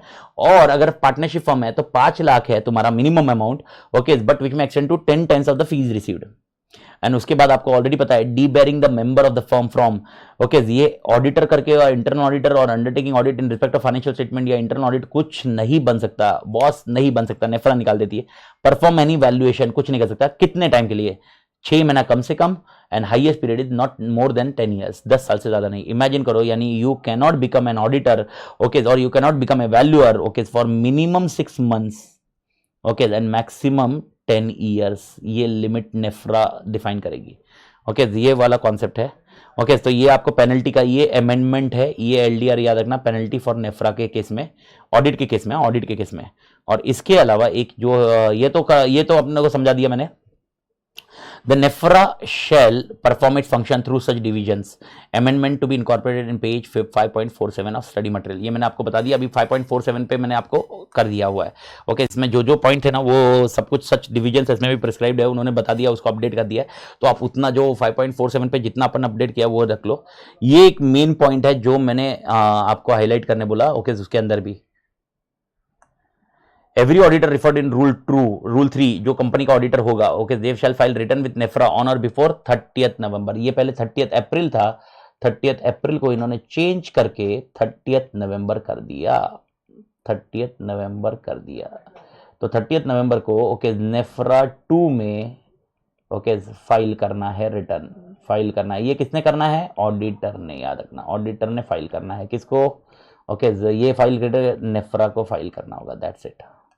और बाकी तो कुछ है नहीं, एक्सप्लेनेशन का तो ठीक है, ये ज़्यादा इम्पैक्ट नहीं है, बस दैट्स इट। ये सीरीज है मालिक, तो यानी कोई क्लास में अगर अपना नेफ्रा वेफ्रा कवर नहीं हुआ तो उन लोग ने ये देख लिया होगा। Anyway okay, so all the best, do well मालिक, बहुत अच्छे से एग्जामिनेशन देना ओके, मोटिवेटेड रहना okay, just make sure that you are highly motivated with your task and content and stay positive and do well dude. कुछ भी रहा तो बस बताइए मालिक। एंड जस्ट मैं आपको ये बोलूंगा, अपने आपको लो मत करना कोई भी पॉइंट पे ओके। हो सकता है कुछ एग्जामिनेशन ऐसा बहुत सारे वीडियोस आते हैं कि क्या कर रही है इंस्टीट्यूट, क्या नहीं कर रही है, जो भी है अपने हिसाब से एग्जामिनेशन देना।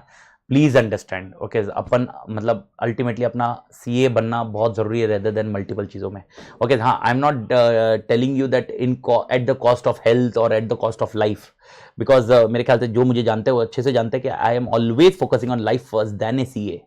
ये तो मैं क्लियर है, मैं लाइफ को जीने पे फोकस करता हूँ। इसीलिए अगर आप मेरा स्टेटमेंट जो मैं फॉलो करता हूँ प्रोटोकॉल ओके, याद रखना ओके, मैं ये वाला हमेशा बोलता हूँ ओके, जिंदगी छोटी नहीं होती, हम जीना देरी से शुरू करते हैं, जब तक रास्ते समझ में आते हैं जाने का वक्त आ जाता है। वापस बोल रहा हूँ, जिंदगी छोटी नहीं होती है ओके, हम जीना देरी से शुरू करते हैं, जब तक रास्ते समझ में आते हैं जाने का वक्त आता है। इसका मतलब तुम लाइफ को समझते समझते तब तक निकलने का टाइम हो जाता है। तो don't waste your life, enjoy the life, but at the same time right now don't create havoc for the things which are in external environment. मैं नहीं बोल रहा हूँ जाके गले मिलो, कोविड ले लो, ऐसा नहीं रहे भाई, तुम प्रोटोकॉल फॉलो करो ना यार, इसके साथ रहना सीखना पड़ेगा, जीना सीखना पड़ेगा यार। अगर ये 2-4 साल तक भी कुछ नहीं होगा तो क्या मतलब 2-4 साल कुछ नहीं करना क्या अपने को? नहीं रहे भाई, मेहनत करनी है, अच्छे से करो मालिक okay. So take care, all the best.